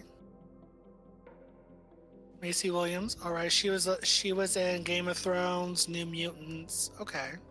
Yep. All right. I'm gonna throw a little wrench in that because this casting I've been wanting forever, and the fan casting for her got really big within the last year or so because she heard about the casting and she did a whole photo shoot and cosplay of this character of Rogue. Do you know what I'm talking about? Yo. Keke Palmer. Really? Oh, let me send you the link. You send you the images that she did for. Oh, I see it. For the. Yeah.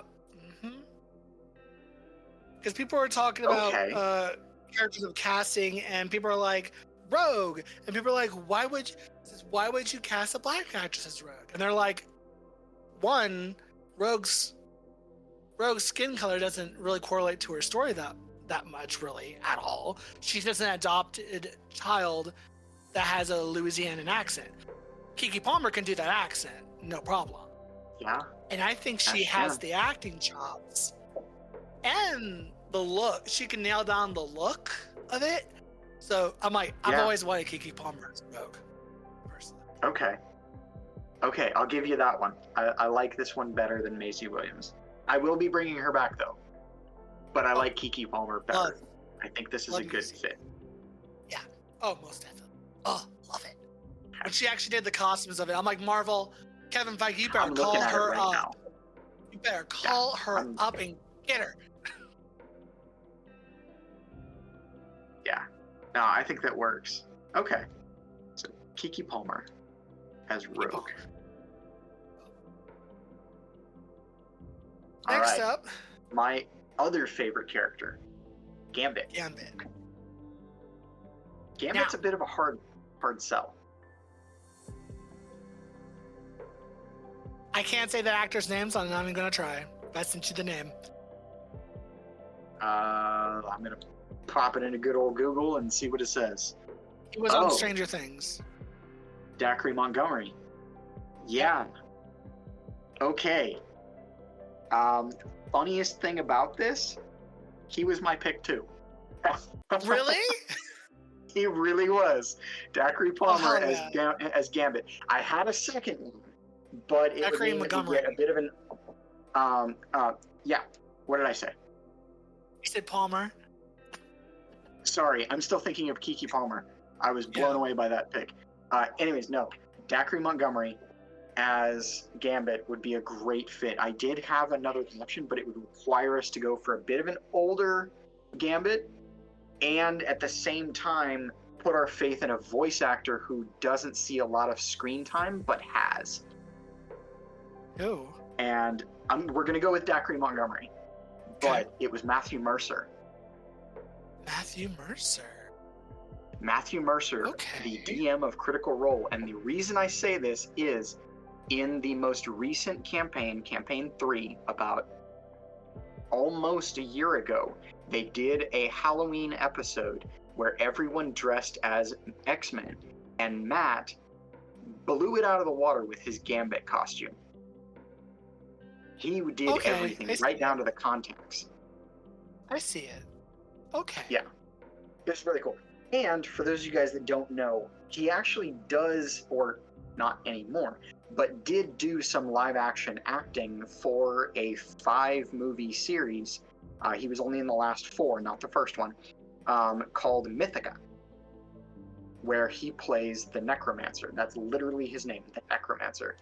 And if you watch the live action introduction for season 1 of Critical Role, when Matt comes on screen and he pulls that mask off of his face and he's wearing that really cool black and purple costume, that's his Necromancer costume from that movie. Oh, work. Yeah. But I digress. Dacre Montgomery as Gambit, I think, is a good fit. Oh, hell yeah. Alrighty. Next on the list would be Wolverine. We've already hashed it out, Right. said that it's Yep. going to stay as Hugh Jackman. Next is Kitty Pryde, Shadowcat. Kitty Pryde, aka Shadowcat. Now this Which was one is also one another of my favorites. one. Right, same. This one's another one I had a little. Couldn't find somebody that was like, yes. Do you have someone in mind? I did say I was going to bring her back. I was going to pitch Maisie Williams again for Kitty Pryde. Alright. Alright. There is an innocence level that Kitty Pryde has that I know that Maisie Williams can play. Yeah. She's also very young. I think that she would be a good fit. And we also know that she's agile enough as an actress to pull off some of the moves, as we've seen in Game of Thrones. And yeah, I'm certain that a lot of that was done on wires. But wires or no, you still have to have some level of athleticism. And I think that that would work. You know what? Yeah, no. I will second that. Maisie Williams as Kitty Pryde, aka Shadowcat. The only other actress I can think of, just for the sake of debate, I'm getting her name right now, and it would be really funny to see these two on screen together again, would be Sadie Sink. She played Max Mayfield in Stranger Things, Dacre Montgomery's little sister. Oh. Okay.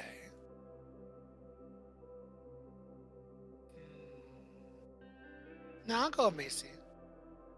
Maisie? Okay. Yeah, I'll go Macy. Maisie Williams is Kitty Pryde. All right. Next up, Next up, Jubilee. Jubilee. Jubilee's a character that we haven't seen a whole lot of on screen recently. Not really. At She's least more not, of a not background until character. recently. She really is.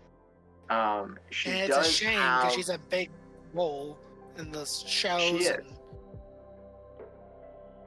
And If I remember correctly, she does have something of a cameo in the Deadpool 2 movie, doesn't she? Wait, no. I might be thinking this wrong. No, I don't think she was in the Deadpool 2 movie.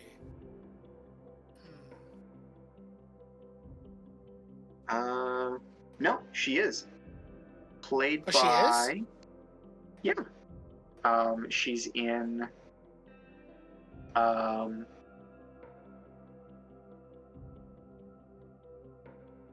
Oh, she does have several appearances actually, and it wasn't Deadpool. There is a Jubilee appearance in X-Men, X2, X-Men Last Stand, and X-Men Apocalypse, played by Katrina Florence in X-Men, and Kia Wong in X2 and Last Stand, and Lana Condor in Apocalypse. Oh, interesting. So I take back what I said. She has seen some screen time. It's just not a lot of forefront screen Yeah. time. I think that she deserves a bit more. Oh, most definitely. So the actress because I think I found one. I think I found my pick. I can't believe she's 40 though. My God, she does not look like Who's she's that? 40. Jamie Chung. Yeah, Jamie Chung. Jamie, She's not 40. then CH. Huh? She is 40. She was born There's in no way. 83. She is 4. She looks younger than me. Oh She's- my God. Wow. She could play a. that She is could play a 20. surprise. She could literally play a 20-year-old. She could play a young Jubilee. You Oh could my have told God. me she was 20 and I would have believed you. Wow. Okay. Right? Yeah, And she then could play. And then I remember that think she that was in would- Sucker Punch in 2011. Oh shit, she was. Yep, she was. I remember walking out of Sucker Punch in 2011. Shortly, I don't remember if it was right before. It was right before I graduated, and I walked out of the movie with a friend of mine. We both looked at each other, and went, "What the hell was that?" That's like, and it wasn't a bad thing. We were just trying to wrap our head around what the hell just happened. Oh, I fucking love Sucker Punch. Oh, so good. It's a good movie. I don't think that it got nearly the hype that it deserved, but It was it's before its also time. a ride. It is such a ride. It is. It's a journey. It's a movie that was before its time.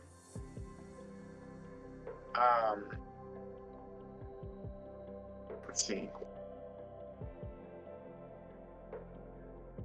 I'm interested to see.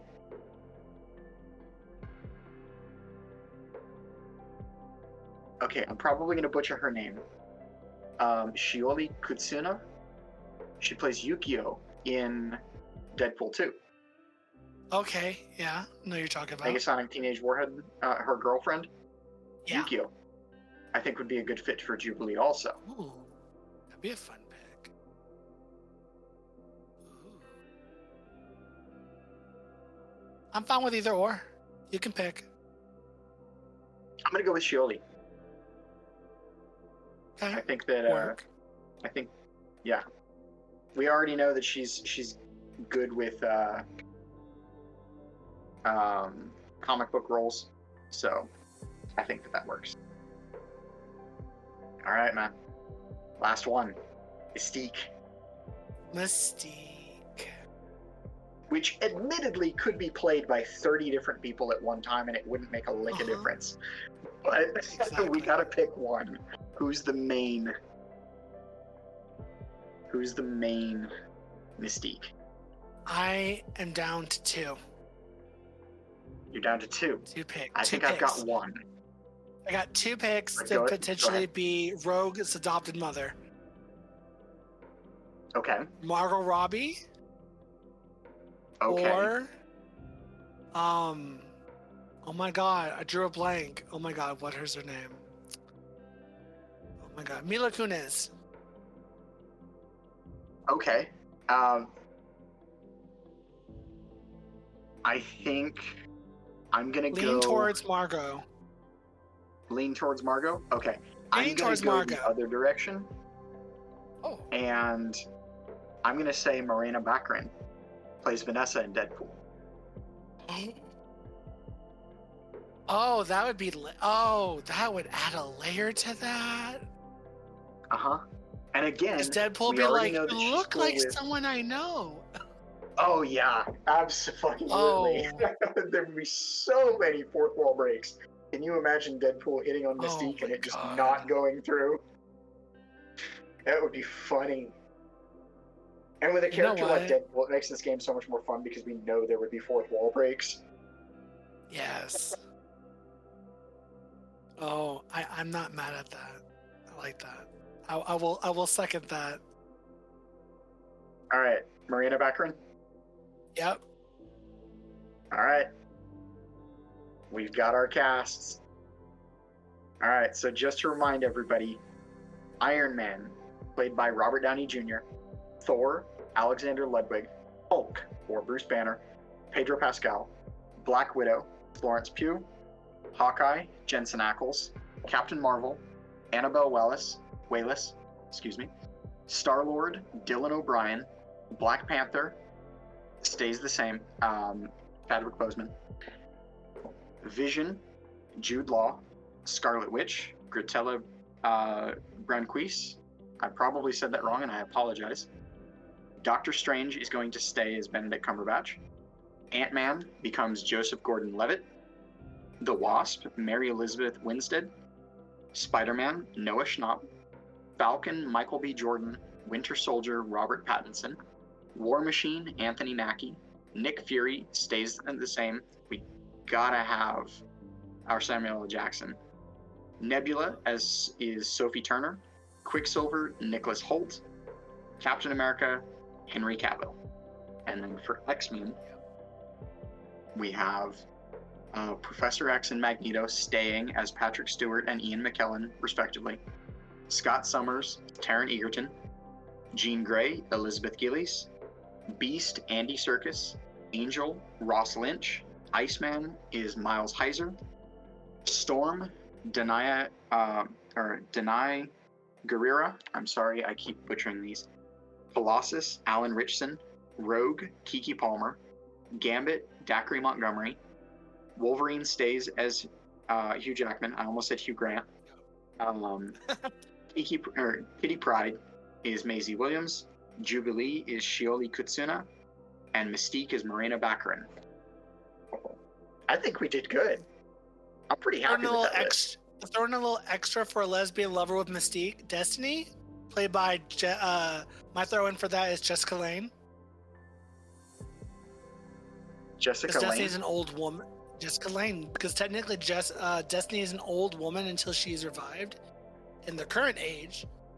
So, because unlike Mystique doesn't age. Destiny does. I think Jessica Lange as Destiny would be lit. If you want to go younger, Okay. it's Helena Carter. Helena Bonham Carter. Yep, as if you Yeah. want to go younger. Yeah, I like Helena. She's great. Like, I absolutely love her. She played a wonderful Mrs. Levitt in Sweeney Todd, and the perfect psychopath in the Harry Potter franchise. So Oh, yeah, she's yeah, a cool. gem. Yeah, we got a cast. All right, pretty happy with that. I'm gonna send it to you so that you can keep it. So there you go. Yeah. All Litty right, titty. we have one last thing to do before we say goodbye. And this was an extra that you proposed to me about a week ago. Or 2 days ago, excuse me, not a week ago. My days are all jumbled together. It's the joys of working from home. Yeah. And it's the idea that if you were to reboot the MCU, what would be your first 5 Marvel movie plan?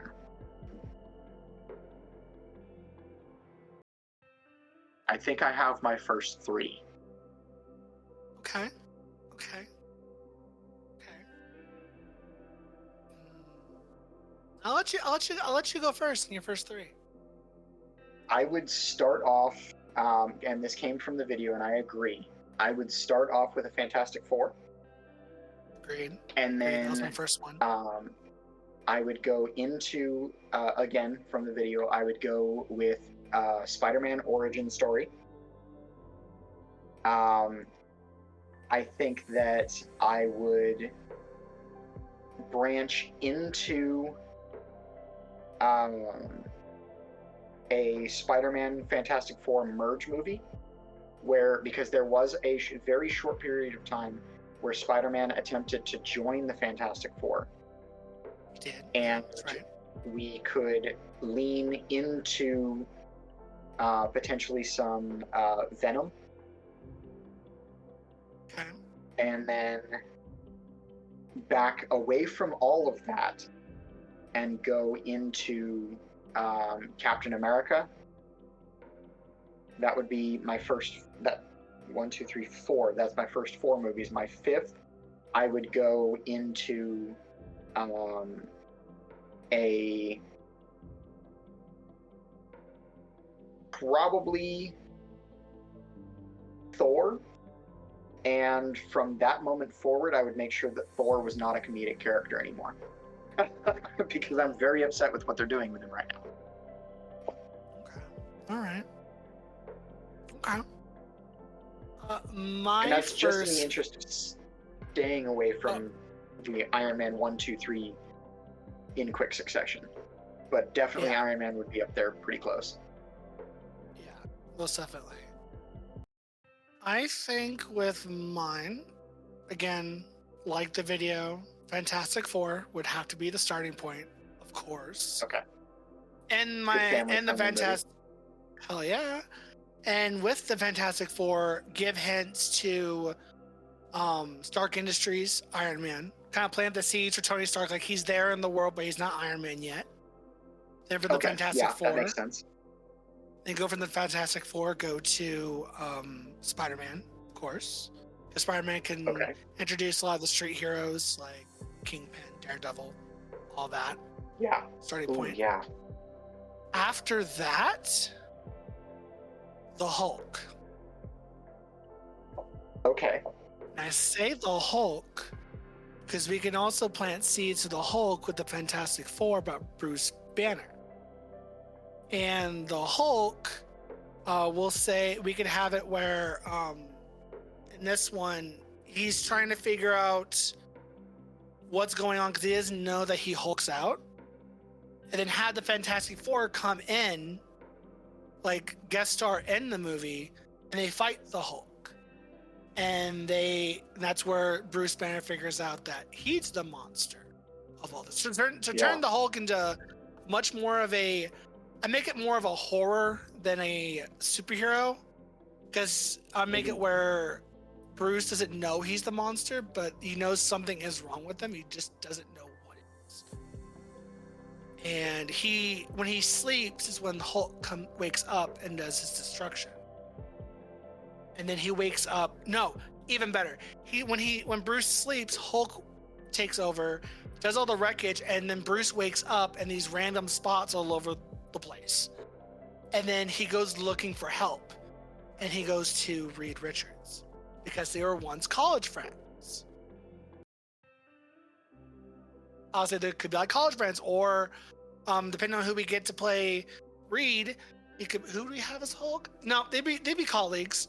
We could say they were colleagues, and he goes to Reed asking for help because he doesn't know what to do. Something's wrong with him. And that's when they all discover about the Hulk.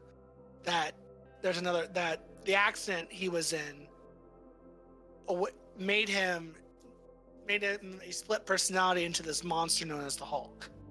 I think that'd be so great. So that would be It'd be the fun. third film.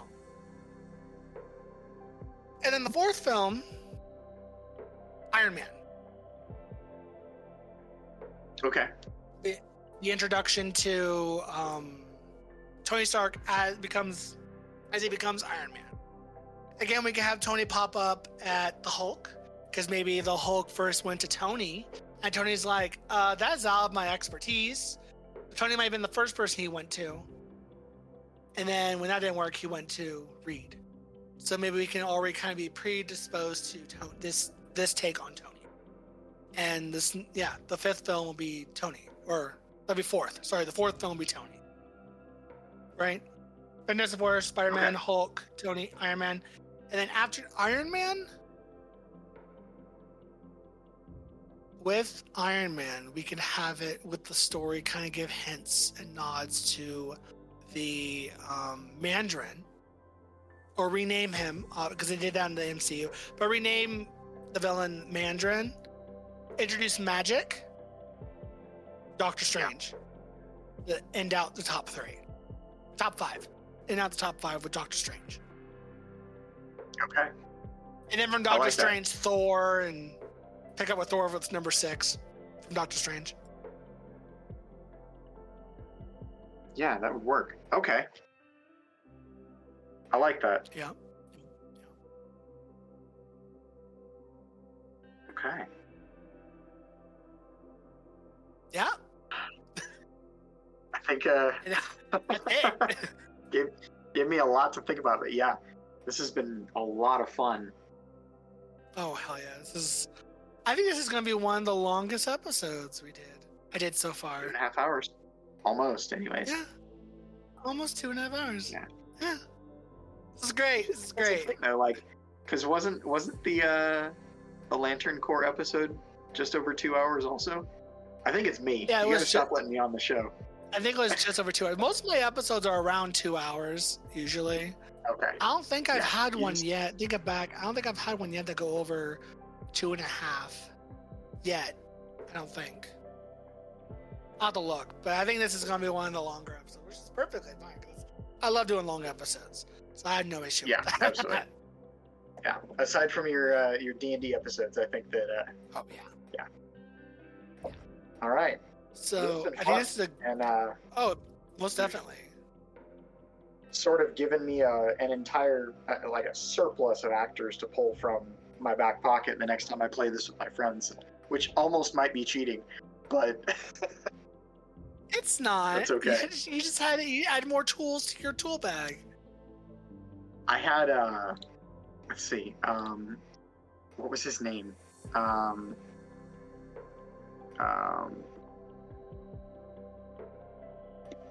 It's the guy that plays Dr. Fate in Black Adam. Was Pierce Brosnan. I had a conversation with my fiance. We were playing this and we're like, let's do the Harry Potter franchise. And she's like, who would be Dumbledore? And I said, Pierce Brosnan. Period. I think, Period. period. That's it. Period. I think he would Period. be a great, Dumbledore. Yeah. great Dumbledore. But and we went down this whole rabbit hole of like everything. It's great. But with the new TV series coming out in a couple of years, I think, we have a lot to hope for. So we'll see. But this was a lot of fun. Thank you for having me again. Of course. And this probably won't be the last time, I'm sure. When I need to I do more. appreciate that. I think honestly, I'm gonna have you be my DC guy. Whenever we want to do a DC character. Don't give me that much credit. My my knowledge of DC extends to the Green Lantern Corps and maybe Batman. Maybe. Fair. Hard maybe. Hard maybe. Yeah. Okay. Well, But, nonetheless, this was a fun episode. It's been in the works for a little bit. So, yeah. So, drop where they can find you. If you have anything. I can't remember if you did or not. Admittedly, they can't. I'm Off the not a grid. content creator. As far as the internet is concerned, though, I'm not completely off the grid. I do work for an indie game company that is competing with some studio giants right now, and as far as I am aware, we are pulling ahead. So if that's okay, I'll drop that. Go for that. Go drop that. So the company is called 11th Hour Games. Our flagship game is called Last Epoch, which is a isometric ARPG that was inspired by Diablo 2. Highly recommend you guys, especially if you are a PC player, you go check it out. We are community driven. We are a company of players making games for players. I highly recommend you check it out. We have a new patch coming out. Well, it will have come out by the time this episode is released, where you'll get to play a brand new class called the Rune Master. So it's going to be a lot of fun. I'm really excited, and I think you guys should be too. Oh, hell yeah. So 11th Hour Games. I will make sure it's 11th hour.games. The website? Nope, 11th Hour Games. So the website is actually lastepoch.com. Oh, Last Epoch. EPOCH. Epoch. It's isometric ARPG that deals with time travel. And it is constantly growing in content. The amount of replayability that was already implemented when I was first brought onto the team was astronomical, and it's still growing. We have over 120 interchangeable skills in the game right now, and we're constantly adding more with every patch. Okay, word. Yeah, no shortage of things to do. Okay. You heard it here first. Links to that will be in the description below. You can all go check that out yourselves. And thank you, Wick, for joining me today on this lovely episode of House of Ideas. Thank you for having me. It's always a pleasure. Of course. So, thank you guys for listening to today's episode. Until next time, y'all, catch us as I, with another guest, talk about something else. Until then, bye. Bye.